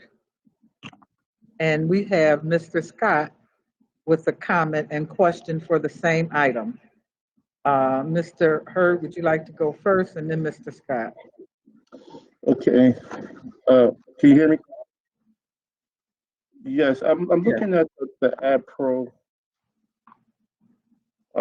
bid. 1 second, please. Mr. Scott, you go ahead and go first. All right.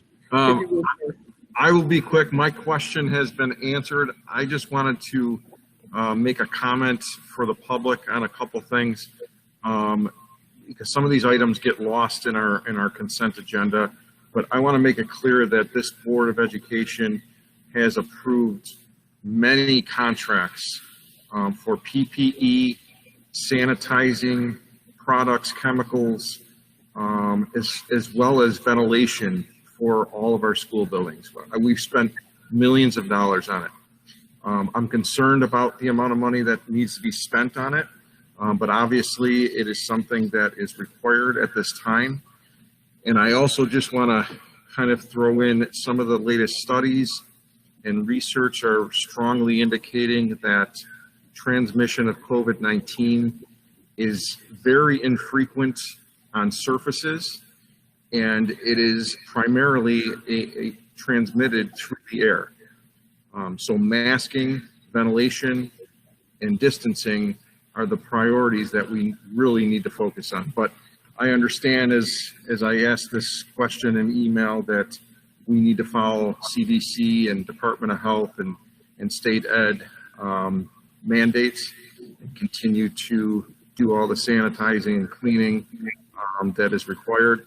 But I just wanted to make it known that we are investing a lot in PPE, sanitizing equipment, as well as ventilation.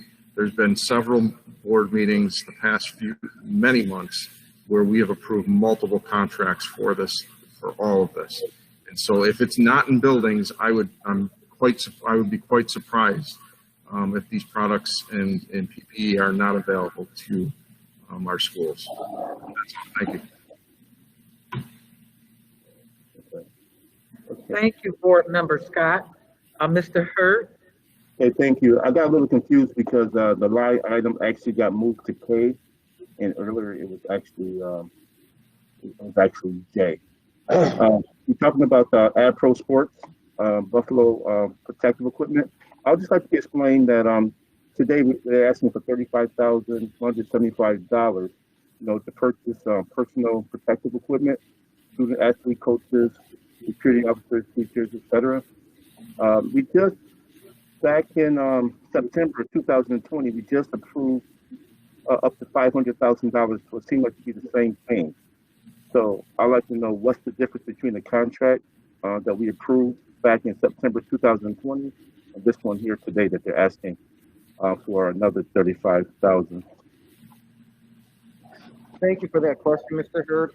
I did send the attachments from those previous meetings with the answer earlier today, but at the October 21st, 2020 board meeting, the board approved the AdPro Sports board rec for youth disposable masks and nursing gowns, and I attached that board rec.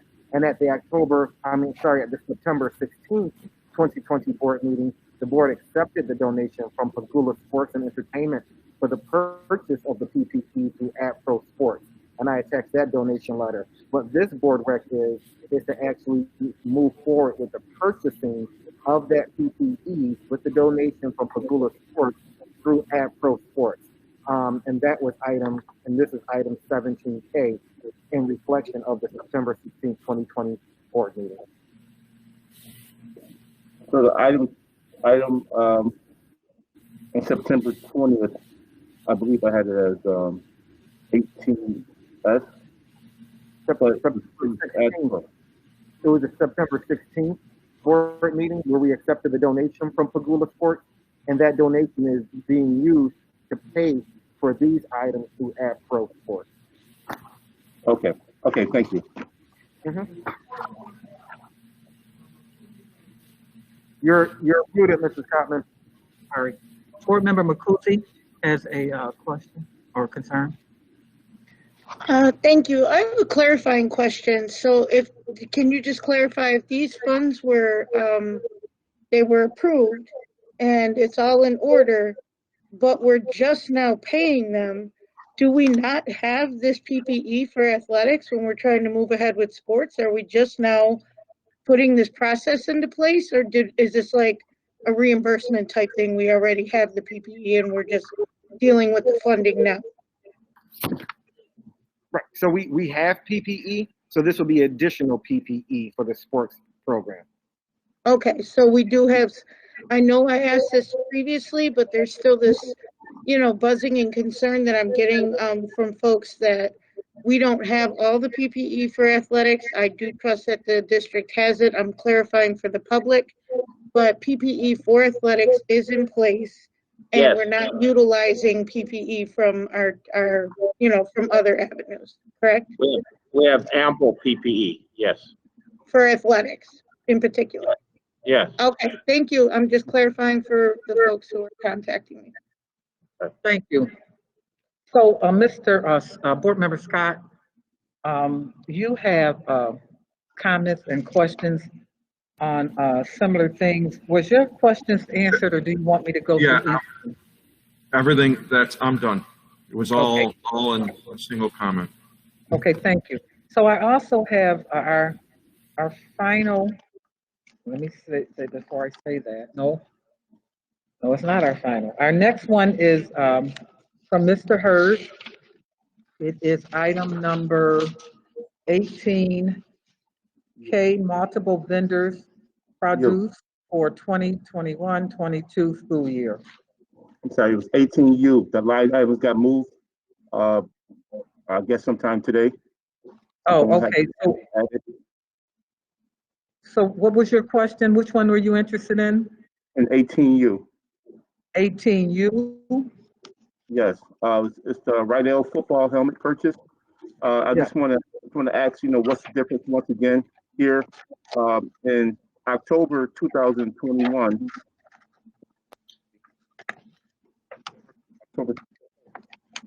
we purchased helmets. I believe it was from the schools of Burgard, Hutchtech, McKinley, Bennett, and South Park for the total of $19,915. And now we got another line item for asking for another $28,909.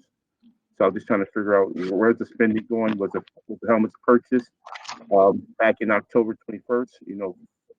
That was approved by the board, or is something else going on which I'm not understanding? I think the issue, colleagues, if I might, I believe the coaches got together and wanted a higher quality helmet, protective helmet, more technologically advanced helmet for the student athletes. The one back in October, I believe, it went to the low bid, and it wasn't the one that the coaches wanted. So this one, which has already been processed and is in being ordered, is the best helmet available for our high school athletes. I believe that's the explanation. I'm trying to understand. We purchased $20,000 worth of helmets 4 months ago, but they're not the top class helmets. So we're moving to. I don't know if we purchased them or not.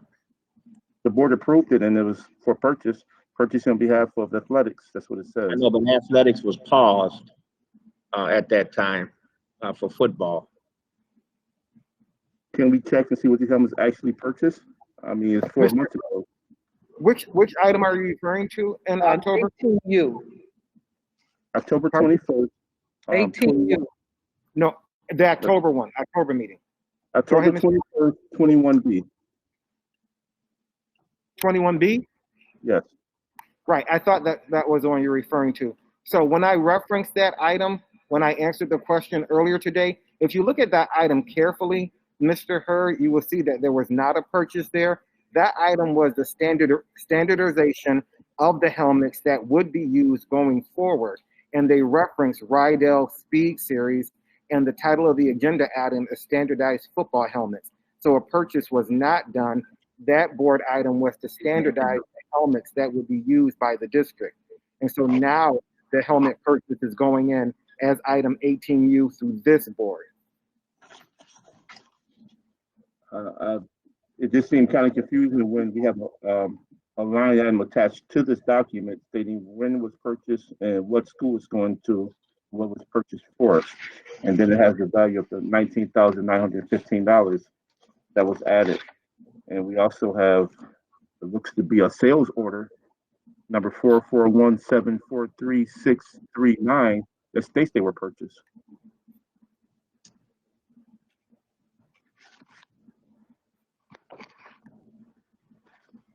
I believe you're looking at the, so what you're looking at, Mr. Hurd, is the cost analysis. It is not a purchase inventory. And when you're looking at the individual schools, it talks about what each school would need, and that's how they did the cost analysis. But I assure you, if you look back, or if anyone wants to look back at the October 21st, 2020 board meeting, and for 21B, item 21B, you will see that there is not a cost on there, and that this is a standardization resolution.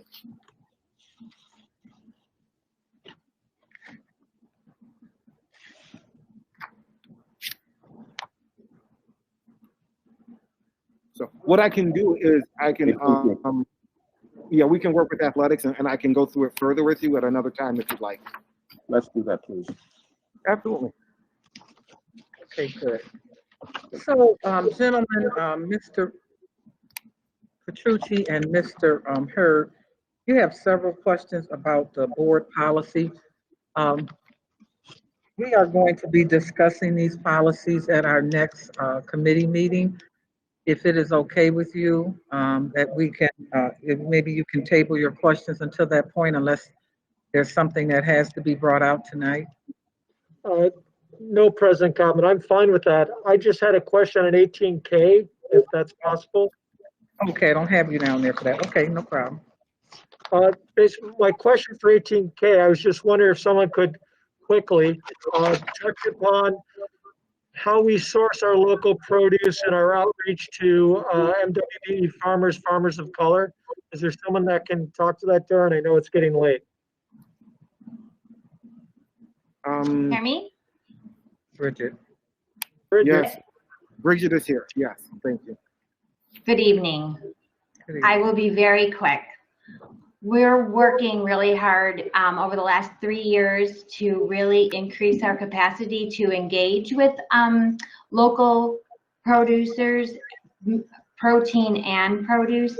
And so we worked with Cornell University, and we've had meetings every year, and we've increased language in the RFPs to engage with more producers of color. So we do have our protein bid. I think half of it went to a woman-owned business, and we only were able to get 2 urban growers included in the produce piece. We've met with them. Farmers are just really busy people, and they're still trying to pull everything together. So we had to put out a piece of the produce bid separately, and so we had our minority woman-owned business bid on that one. So that'll be coming next time. But so basically, it's in the RFP. It's really just getting those point systems in line and talking with them and engaging with the people that we know and in the community. So the next step is to go after another USDA grant to really have time and money to work with producers of color and women-owned, and find out what their challenges are, see how we can fix them, and we have Cornell University helping us with that. And then growing that, I'm sorry, it's a little late. I'm a little lost for words here, but we're trying to then take that and put it into culturally relevant recipes that we'll be able to introduce into our schools. So we're definitely we just got to keep at it. So we're really happy that the produce has increased the population of minority growers. We know that there's some more coming in because we're here and we're waiting for them to get on board. And then the protein, obviously, I think half of that went to a woman-owned business for the processing and the beef. So the meatballs and the beef crumbles will be coming from a New York grower who is a woman. All right. Thank you very much, Bridget. Greatly appreciate it. All right. Have a good night. You as well. Thank you. Thank you, Bridget O'Brien Woods. So if there are no other additional questions on this consent agenda, our minds are settled. Mr. Kuzman, can you poll the board, please?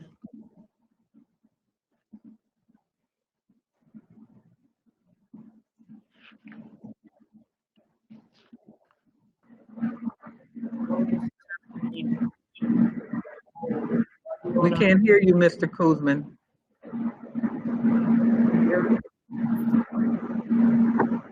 Can you hear me now? How do you vote with 17E being pulled on the consent agenda, Dr. Kathy Gibbons-Brown?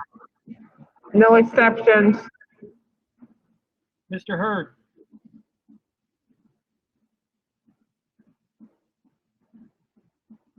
No exceptions. Ms. J?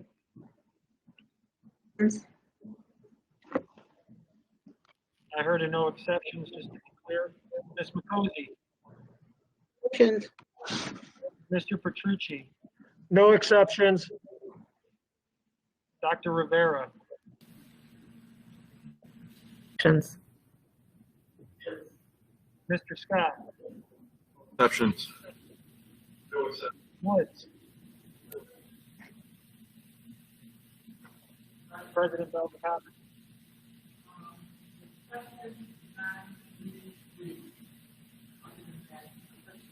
You're muted. I abstain from item 9D3. Other than that, no exceptions. Okay, consent agenda passes. Thank you. Thank you so much. Okay, so we have a little bit more work to do before we can wrap this meeting up. We are at the point where we need to pay tribute to our deceased members of our extended family. Once we do that, we will go into executive session. And when we come out, there will be some unfinished business items that we will discuss this week. Okay, so Mr. Petrucci, would you do the honors, please? Thank you very much, President Cobney. Can we please rise? Brief minutes for the February 10th meeting of 2021. January 20th, John Jake Swalla, brother of Michael Swalla, principal of School 19. January 21st, James E. Carney, a retired teacher of 30 years in the Buffalo Public Schools, father of Molly Eldridge, a social studies teacher at Lafayette High School. January 22nd, Edwin Vasquez, husband of Caridad Vasquez, a retired special education teacher aide, uncle of Carmen Hopkins, administrative assistant with the CTE department. And last, also on January 22nd, Donald A. Ogilvy, former interim superintendent for the Buffalo Public Schools. May we please have a moment of silence to honor their passing. Thank you.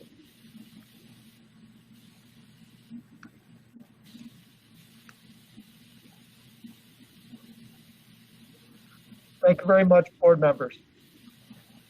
Thank you, Vice President Petrucci. May I have a motion to go into executive session for the purpose of receiving legal advice? I saw Mr. Petrucci's hand and Kathy's, Dr. Kathy Evans-Brown. Thank you.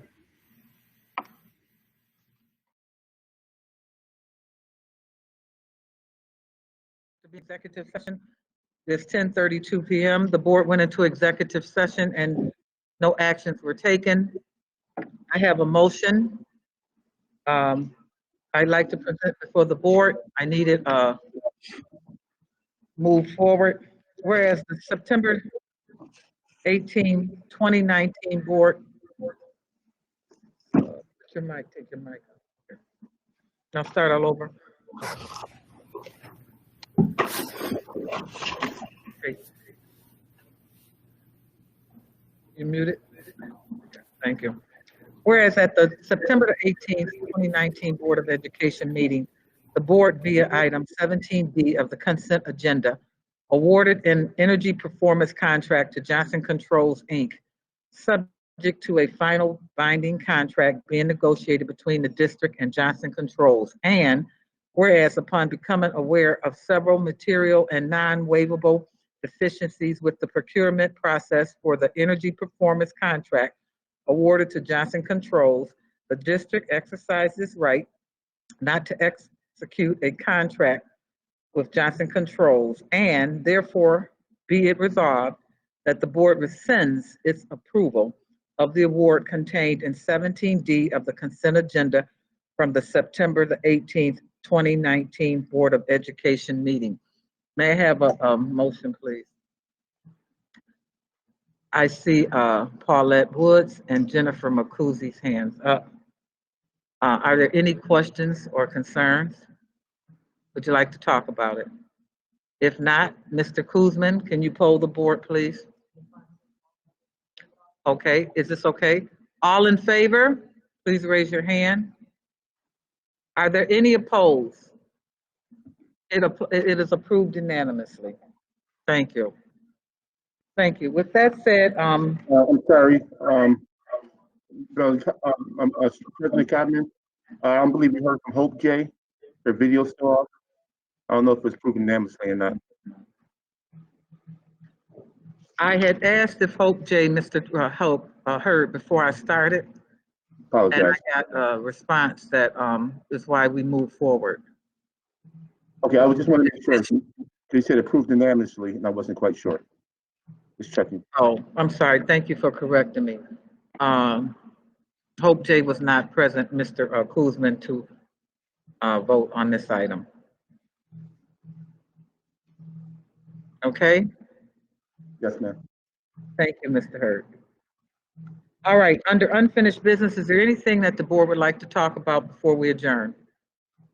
Yes, President Cotman, Reverend Cotman. We wanted to talk about something that was discussed around the board about a couple of different issues with the sports department, and this is part of the report from the sports athletic ad hoc committee. One thing that was discussed is that our intentions next year is to be in total alignment with the Section 6 as far as the sports, and it come to us speaking as the athletic sports committee and reaching out to the board and talking to them about the issues that this district is facing, and we're asking that the superintendent to draft a letter to the Section 6 for the 2021 school year, the new school year, 2021, to let them know that we're going to fully participate in the following sports. The reason why we did this is because the superintendent expressed his concerns about being in alignment with the Section 6. The athletic department for the Buffalo Public Schools expressed their concerns about being in alignment with the Section 6, and we don't want for any instance Section 6 to schedule its games, athletic games within the Section 6 without including the Buffalo Public Schools. So we just want to make sure that that they are properly informed, that we have all the intentions on moving forward in the new school year and with full alignment with the Section 6 in the sports of basketball boys, basketball girls, bowling, cheerleading, ice hockey boys, ice hockey girls, indoor track, swimming boys, swimming girls, unified bowling, cross country, field hockey, football, soccer boys and soccer girls, swimming girls, tennis girls, volleyball boys, volleyball girls, golf boys and golf girls, lacrosse boys and lacrosse girls, softball, tennis boys, track and field, and unified basketball. Any other unified sports that may also be added upcoming year. Do we have any questions from the board? So I guess we need to be clear with what you're saying here. You're saying, well, my understanding is that currently in our basketball leagues, our children are not allowed to play with other school districts, that they have to play themselves. Is that what you're talking about, or is there something more to this? With the basketball, our JV basketball is not aligned with the Section 6. Our JV basketball play within the district of Buffalo Public Schools. And if they were aligned with the Section 6, they would play in outer district schools. So our suburban schools, they would be in the exact same league with them with our junior varsity basketball program. That's Okay. the way it's currently been set up isn't in alignment with Section 6 and a couple other sports that was listed also. Okay, so you're asking in this request that for the superintendent to send a letter to Section 6, asking them to allow us to fully participate and be in alignment with them, if I'm hearing you right, right? That's correct. This is for equality, equity within our district and be in alignment with our suburban districts. So our children have the right to participate in the exact same sports and qualify for the exact same state tournaments as the rest of the children in Western New York. For the coming school year, he said. For the coming school year. 21, 22, right? So I guess I want to go on record to say that I have a concern about the amount of money that we're spending with Section 6 and our children being excluded from participating fully within that that section. I think that the record would probably show that Buffalo Public Schools is paying the largest amount of money of any school district and has been denied the opportunity to, our children have been denied many opportunities under Section 6. And I'm very concerned about some of the things that have happened and some of the things that are happening. So I think there's a major need to overview or oversee what's going on with Section 6 and our children. And if it's not true, let's prove it's not true. But what I'm being told from people within the community is that this is a pattern of Section 6. And with us paying over $80,000 a year and our children not allowed to play anyone but themselves until championship time, you are limiting our children from being able to be Division I candidates, etc. So I want to fully look at Section 6. I'm totally unhappy with how our children are being treated in that. I really am. So Dr. Cash, do you think this is something that you can work with or appreciate the understanding of it?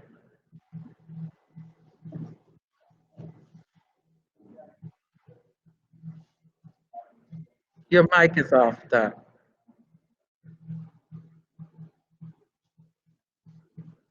Yeah, I just think I've got to get clear on what specific requests regarding Section 6 you're talking about. I've tried to get more representation onto committees and presence with Section 6.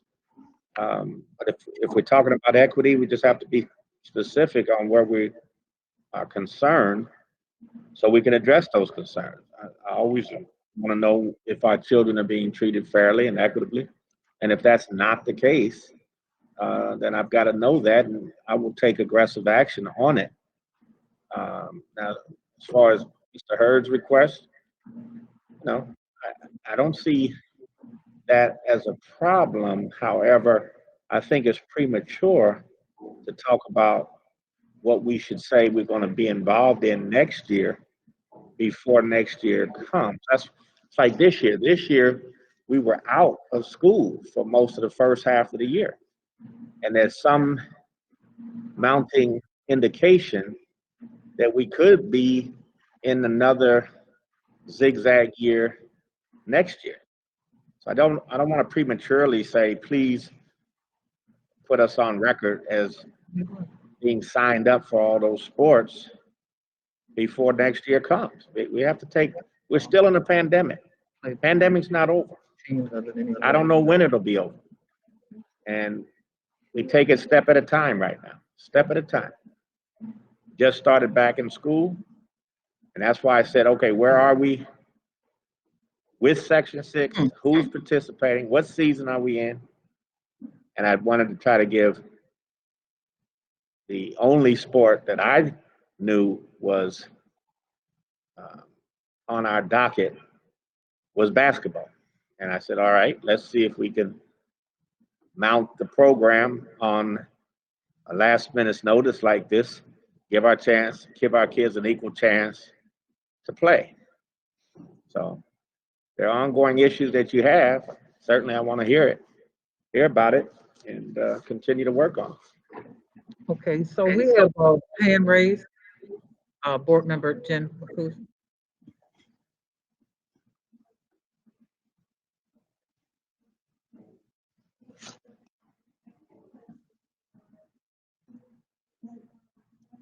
Jennifer, you're on mute.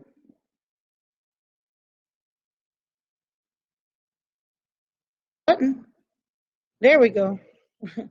So I just want to state for the record publicly that we need to have a conversation as a district around what's going on with Section 6. I don't know if anyone else is receiving any text messages, but there's a communication gap between our district and Section 6. And the letter is something that would be important to show that we would, you know, it would show that we're, you know, we're moving forward with this, but there's a disconnect. So I just found this out, Mr. Hurd, Mr. Petrucci, folks that are on the athletic committee, that we really need to sit down and discuss where the district is at and the communication between Section 6 and the district. I'm literally just passing messages right now that I just received. So we'll get it handled like Dr. Cash said, but I want to address what I've been hearing from multiple people in the last 5 minutes, that, you know, we just have a disconnect between our district and Section 6, and it can all be ironed out with some conversations. And my piece with Dr. Cash that I was going to discuss in this unfinished business around bowling and swimming, we're going to discuss in a meeting. I've been assured by Dr. Cash we're going to get to the bottom of the concerns from the district, from our speakers, and what's going on. So, you know, let's look forward to having this discussion and ironing out some of this, because there's a clear communication gap that we just need to make sure we bridge, and we need to resource our athletic department to be able to have those conversations and get on the right page. So I'm just relaying information I just found out now. Thank you. Mr. Hurd, Board Member Hurd. This was to, the purpose of this letter is to inform the Section 6 that we will be eliminated with them in the upcoming school year. The relationship, I don't know if you can hear me or not. The relationship that we have with the Section 6, that's something to be ironed out between our athletic department, administrative staff members, Dr. Cash, and the Section 6 himself. What we're doing right now is asking for a letter to be written so that the Section 6 will be aware that in the upcoming school year, 2021-2020 school year, 2022 school year, that we're working to be aligned with every sport that was stated, and that they can prepare their schedules to include the Buffalo Public Schools, so that we can have equality within our district and within Western New York. Our kids could have the ample opportunity to play in the exact same sports and qualify for the exact same championships, state finals, and state championships as the other kids in Western New York, and also that that they can have a chance to receive a college degree, possibly a Division I, Division II, or Division III college scholarship for their participation in the sports, just like every other child in Western New York. Okay, thank you. Again, I just want to state that I'm not denying the letter. I think the letter would be, you know, that solid piece from the district, but we have to do our part to make sure that the communication gap is bridged. I believe in the letter. It's just a reassurance piece from our district, but we need to meet around some of the things that I'm hearing. Well, could you state the things that you're hearing? Because the board was ready to move forward on this. Well, I don't know if, you know, it's late in the night. I think that we can talk about that information. I don't know if anything is to be benefited by hearsay. I think we need to make sure that before we put anything out on the out there in the atmosphere, that is documented and it's accurate. Okay, I do not want to get into a situation where we are saying things that are not true until they're verified. I'm sincere about that. And I think we would be making a big mistake to do anything short of that. I also see Board Member Scott's hand up. Yeah, you actually, President Cotman addressed what I was going to say. That I'm unclear as to what Board Member Hurd is requesting from the board. If he was making a motion for us to get behind some sort of letter, but I agree with how you just characterized it. That I think we need to do more homework here and make sure that any statement that is prepared is based on facts and not hearsay. So I'd like to say for the record that my major concern is that our children are given the same opportunity that children outside of the city of Buffalo are given. And in a recent meeting, staff said that there were 6 suburban school districts that got together with Section 6 and made some decisions as to what was going to happen with the sports program. I don't know if that's true, but I do know that Dr. Cash did add extra people to participate with Section 6. Where I think the shortfall is that there's not a proper way of communicating back what has occurred in the meeting. So I don't know if we need to give these people who are attending these meetings on behalf of the district a form that they need to complete and return, but for staff to be told or say to us in a committee meeting that they did not know what was going, or no one came back and told them that these changes had occurred or these things were going on is upsetting to me, because the purpose for having additional people sitting on these committees or subcommittees is to make sure that the information gets back to Dr. Cash and his staff. And that did not happen this past summer, and there still appears to be a problem with people being transparent as far as providing information back from these sessions. So Mr. Hurd, I want to try to wrap this up. What else would you like to say, sir, so we can decide what we're going to do moving forward? Well, on this, I would like to know what is so important that it will stop equity with our kids in our district. What's the hold up to keep equity from happening, you know, for our kids? Our kids been going through this exact same scenarios for decades now, and not able to compete. So what's going on tonight, on this night, that's going to stop equity, that's going to stop our kids from being able to participate and compete against other kids in the exact same class size? I need to know that. You're asking, what is it? Do you understand this question, Jennifer? If there's some new important message just came up in the text message that's going to stop equity for the kids in our district, I'd like to know what it is. I'm clear on one thing. As chair as chair of this board, we are going to monitor what we put out on the airways, and we're going to make sure anything we put out there is correct. Okay, we're not getting into a situation where we are giving out misinformation to the public. Okay, so what I suggest you do is at your next ad hoc committee, address this issue. But I don't feel tonight is the place to address it. We cannot afford to put out misinformation to our public. We cannot, and I'm not going to have it. We're going to be accurate and we're going to be correct when we put our information out about anything that we're doing at this board or this district. And this is not the time to move it forward. Does anyone else have a problem with me recommending that? Yes, Mr. Ritchie. Thank you, President Cotman. A lot of the alignment has to do from the way the district operated in the past. In the past, we had city championships. Our city championships didn't align with the section championships because you played for the Harvard Cup. We'll use that as the most obvious one. What's happened though is that oftentimes our leagues aren't as robust, we don't have as many, and we want to participate at the sectional level. Well, in order to do that, we have to align our sports to align with the sports that the seasons in which the sports occur under Section 6. Because oftentimes the Buffalo Public Schools and Section 6, the sports weren't in alignment. So this is a matter for us to come and align our sports so we can put the Buffalo Public Schools in full alignment with Section 6 to give our kids the optional or the opportunity to play at both the sectional and the state level. So that's a big part, is providing that.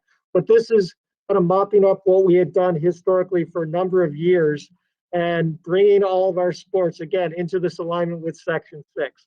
So it's going to take some additional time and effort. We're going to have to go sport by sport.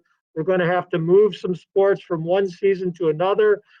And it's going to be a change. It's going to be a big change. It's not about increasing the number of sports, but it may be very often it's going to be about changing the season. The second part of this also, though, is that is to make sure that the second half of this, though, is to second half is that we have to let section know to give them enough time, because the schedules for fall sports are made in the spring because there's a long lead time.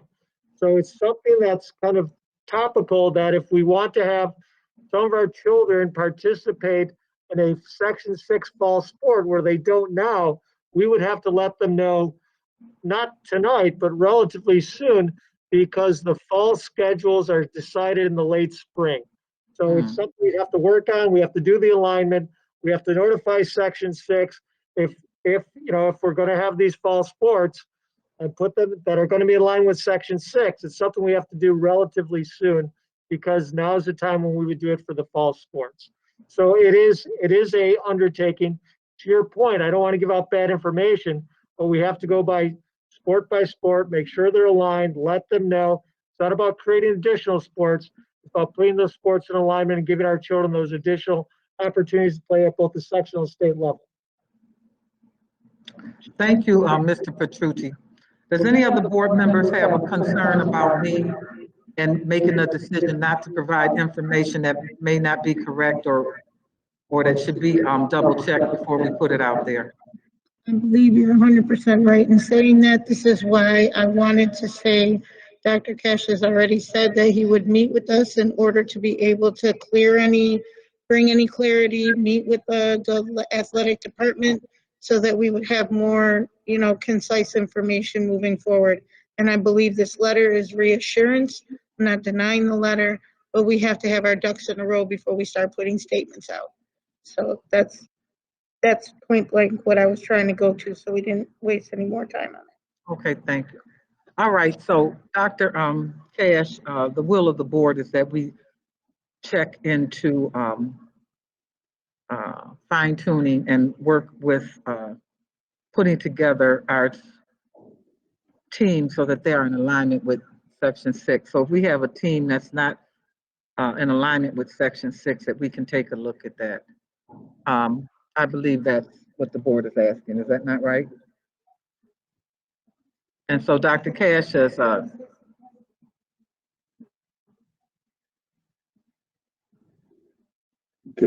are you still addressed other issues? so Dr. Cash, are you clear with what we're trying to do here a little bit at this point, without digging straight into it and seeing exactly where we're not aligned with them at? I think we need a meeting first. I'm willing to meet with your next ad hoc committee. I don't understand all of this. This is a change.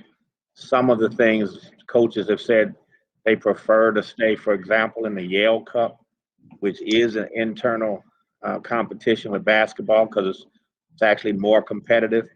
I've heard a lot of things, so I want to sit down, hear what all this is, and then weigh in on my thoughts about it. Okay. I don't quite understand all really where you're coming from. So let's meet, first things first, try to get on the same page, and then we'll go from there.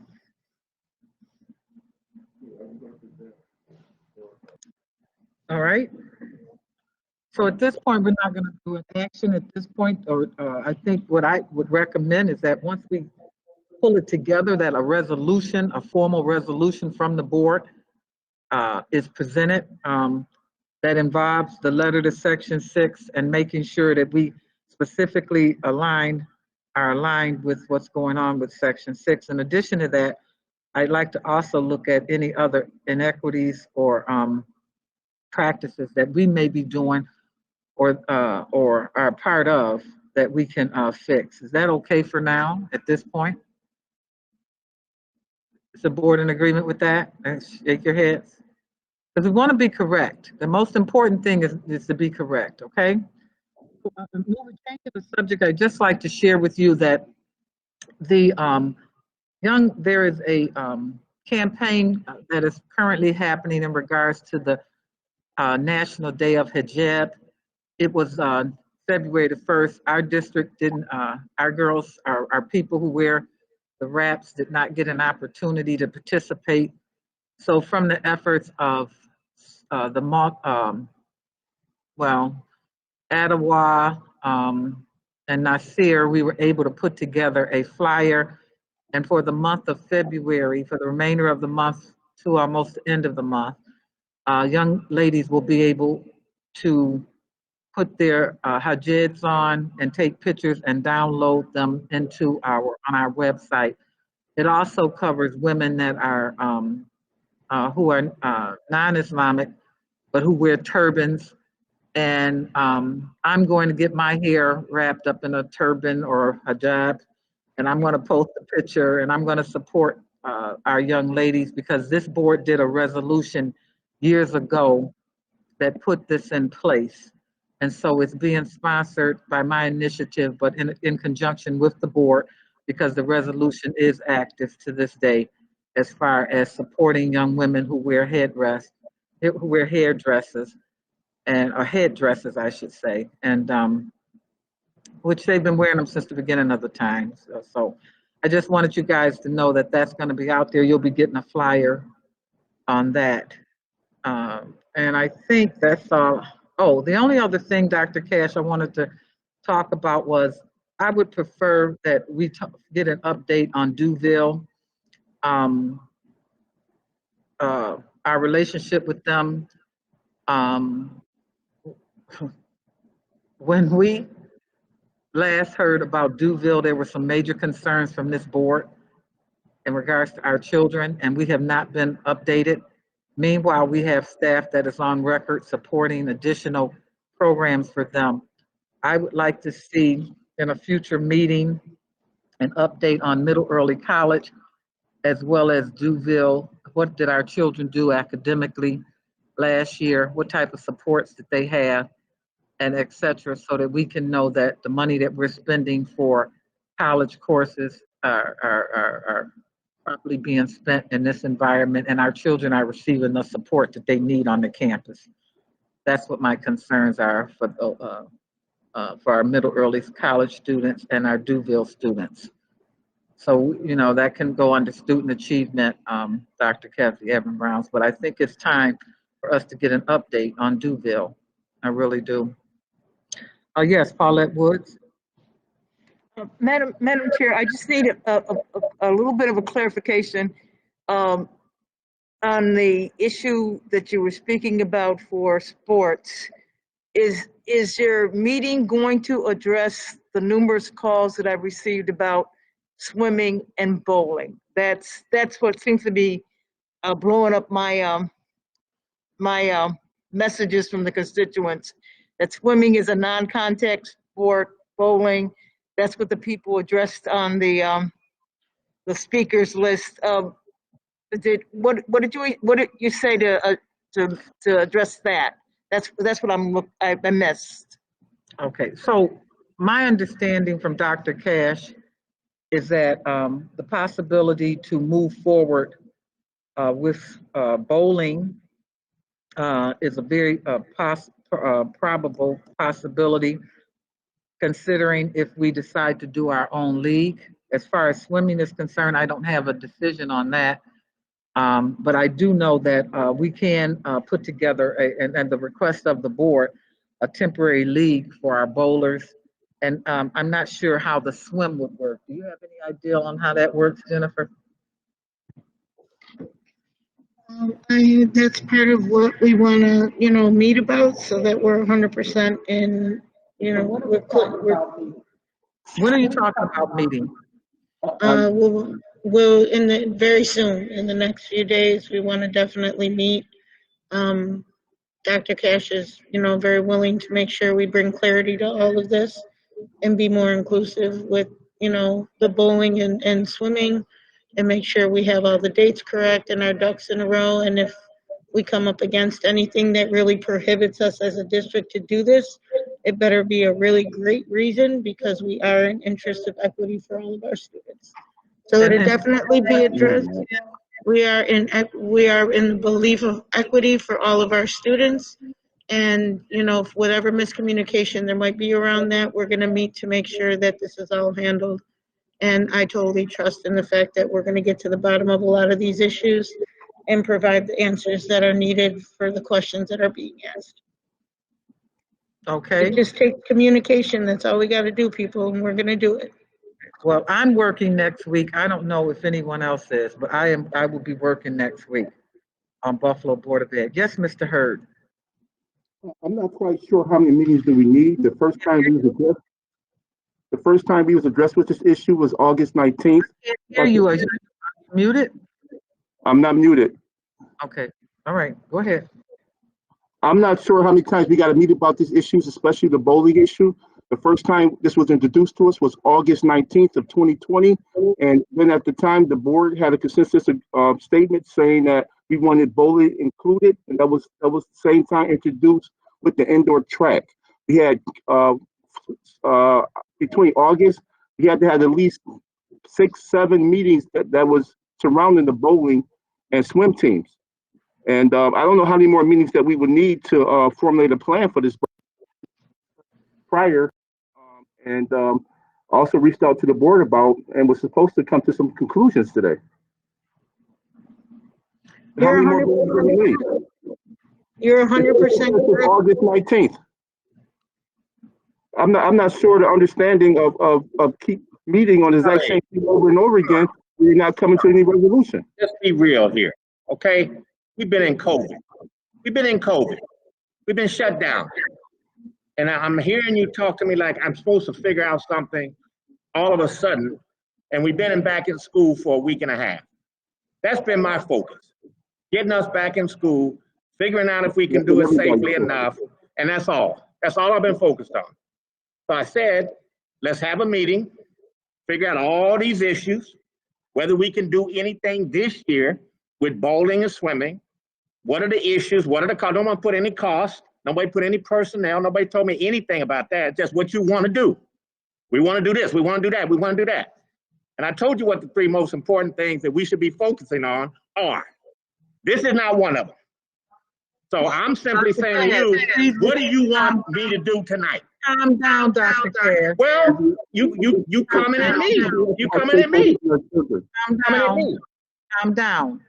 Okay, we are. I want to be clear. Okay, well, calm down.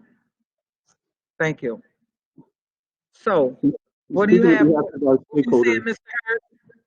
I said we're speaking on behalf of our stakeholders and the things that they're asking us. Secondly, we just started in-person learning, but school been going on all year long. And the athletic department, I felt that same thing I said the last board meeting was that we should have a plan A, a plan B, and a plan C to address these issues. We have a budget for it already that's been in place, and I don't see why, if it's something that that's a non-contact sport, that we should have too many issues about. It's something that we should be able to decide reasonably, and put a plan together, help put a plan together that can help rectify this situation. Nobody's jumping down anybody's throat, but we just listening to our stakeholders and the complaints and the hundreds of text messages and emails and phone calls that we receive about how to address it and what could be a possible way that we can move forward. So what I hear is I'm willing to have that meeting to talk about that. I don't know what all these text messages are. I haven't seen one of them. Okay, no problem. So we're going to organize a meeting. Do we need? Do you want an ad hoc committee or you want a formal board meeting? Which one? I just want to sit down and try to understand what it all is. That's all. Okay. That's all. So in fairness to the superintendent and staff, so that we can make sure that we get our questions answered, I think we should put together through the athletic ad hoc a list of questions and concerns that you want to have addressed so that staff can address these concerns. Meanwhile, that means that board members are going to have to do some homework and make sure that their requests are adequate. Okay, sometimes people say things, and we found out not too long ago, Jennifer and I, that something that someone said was not accurate. So very concerned about putting out information that's not accurate. When is your next meeting scheduled, Mr. Hurd? Is it Tuesday? Tuesday the 16th. Is that good enough? It's all right for me, colleagues, but I got to make sure the staff is available because next week we're off. Okay, so you need to make sure, and they need. think we should just sit down and talk. I don't mind it. I'll come in. I'm going to be here next week, so I'll sit with Jennifer. I'll sit with Terrence and Lou, and if you're around, Sharon, I just need to understand. I'm hoping one of my people can be around so that they can follow up on any this issues. But you know, just Well, we'll get to the bottom of it, and we'll make sure that we do it right, and we're going to do what's best for children. Are all in agreement with that? Yes. Okay, good. I'm glad then. Yes. If there's no other business that this board needs to discuss, I'd like to end this board meeting. May I have a motion, please? Paulette Woods and Larry Scott. Thank you. Thank you. Have a good evening. And stay All right, safe. be safe, everyone. Good night. And God bless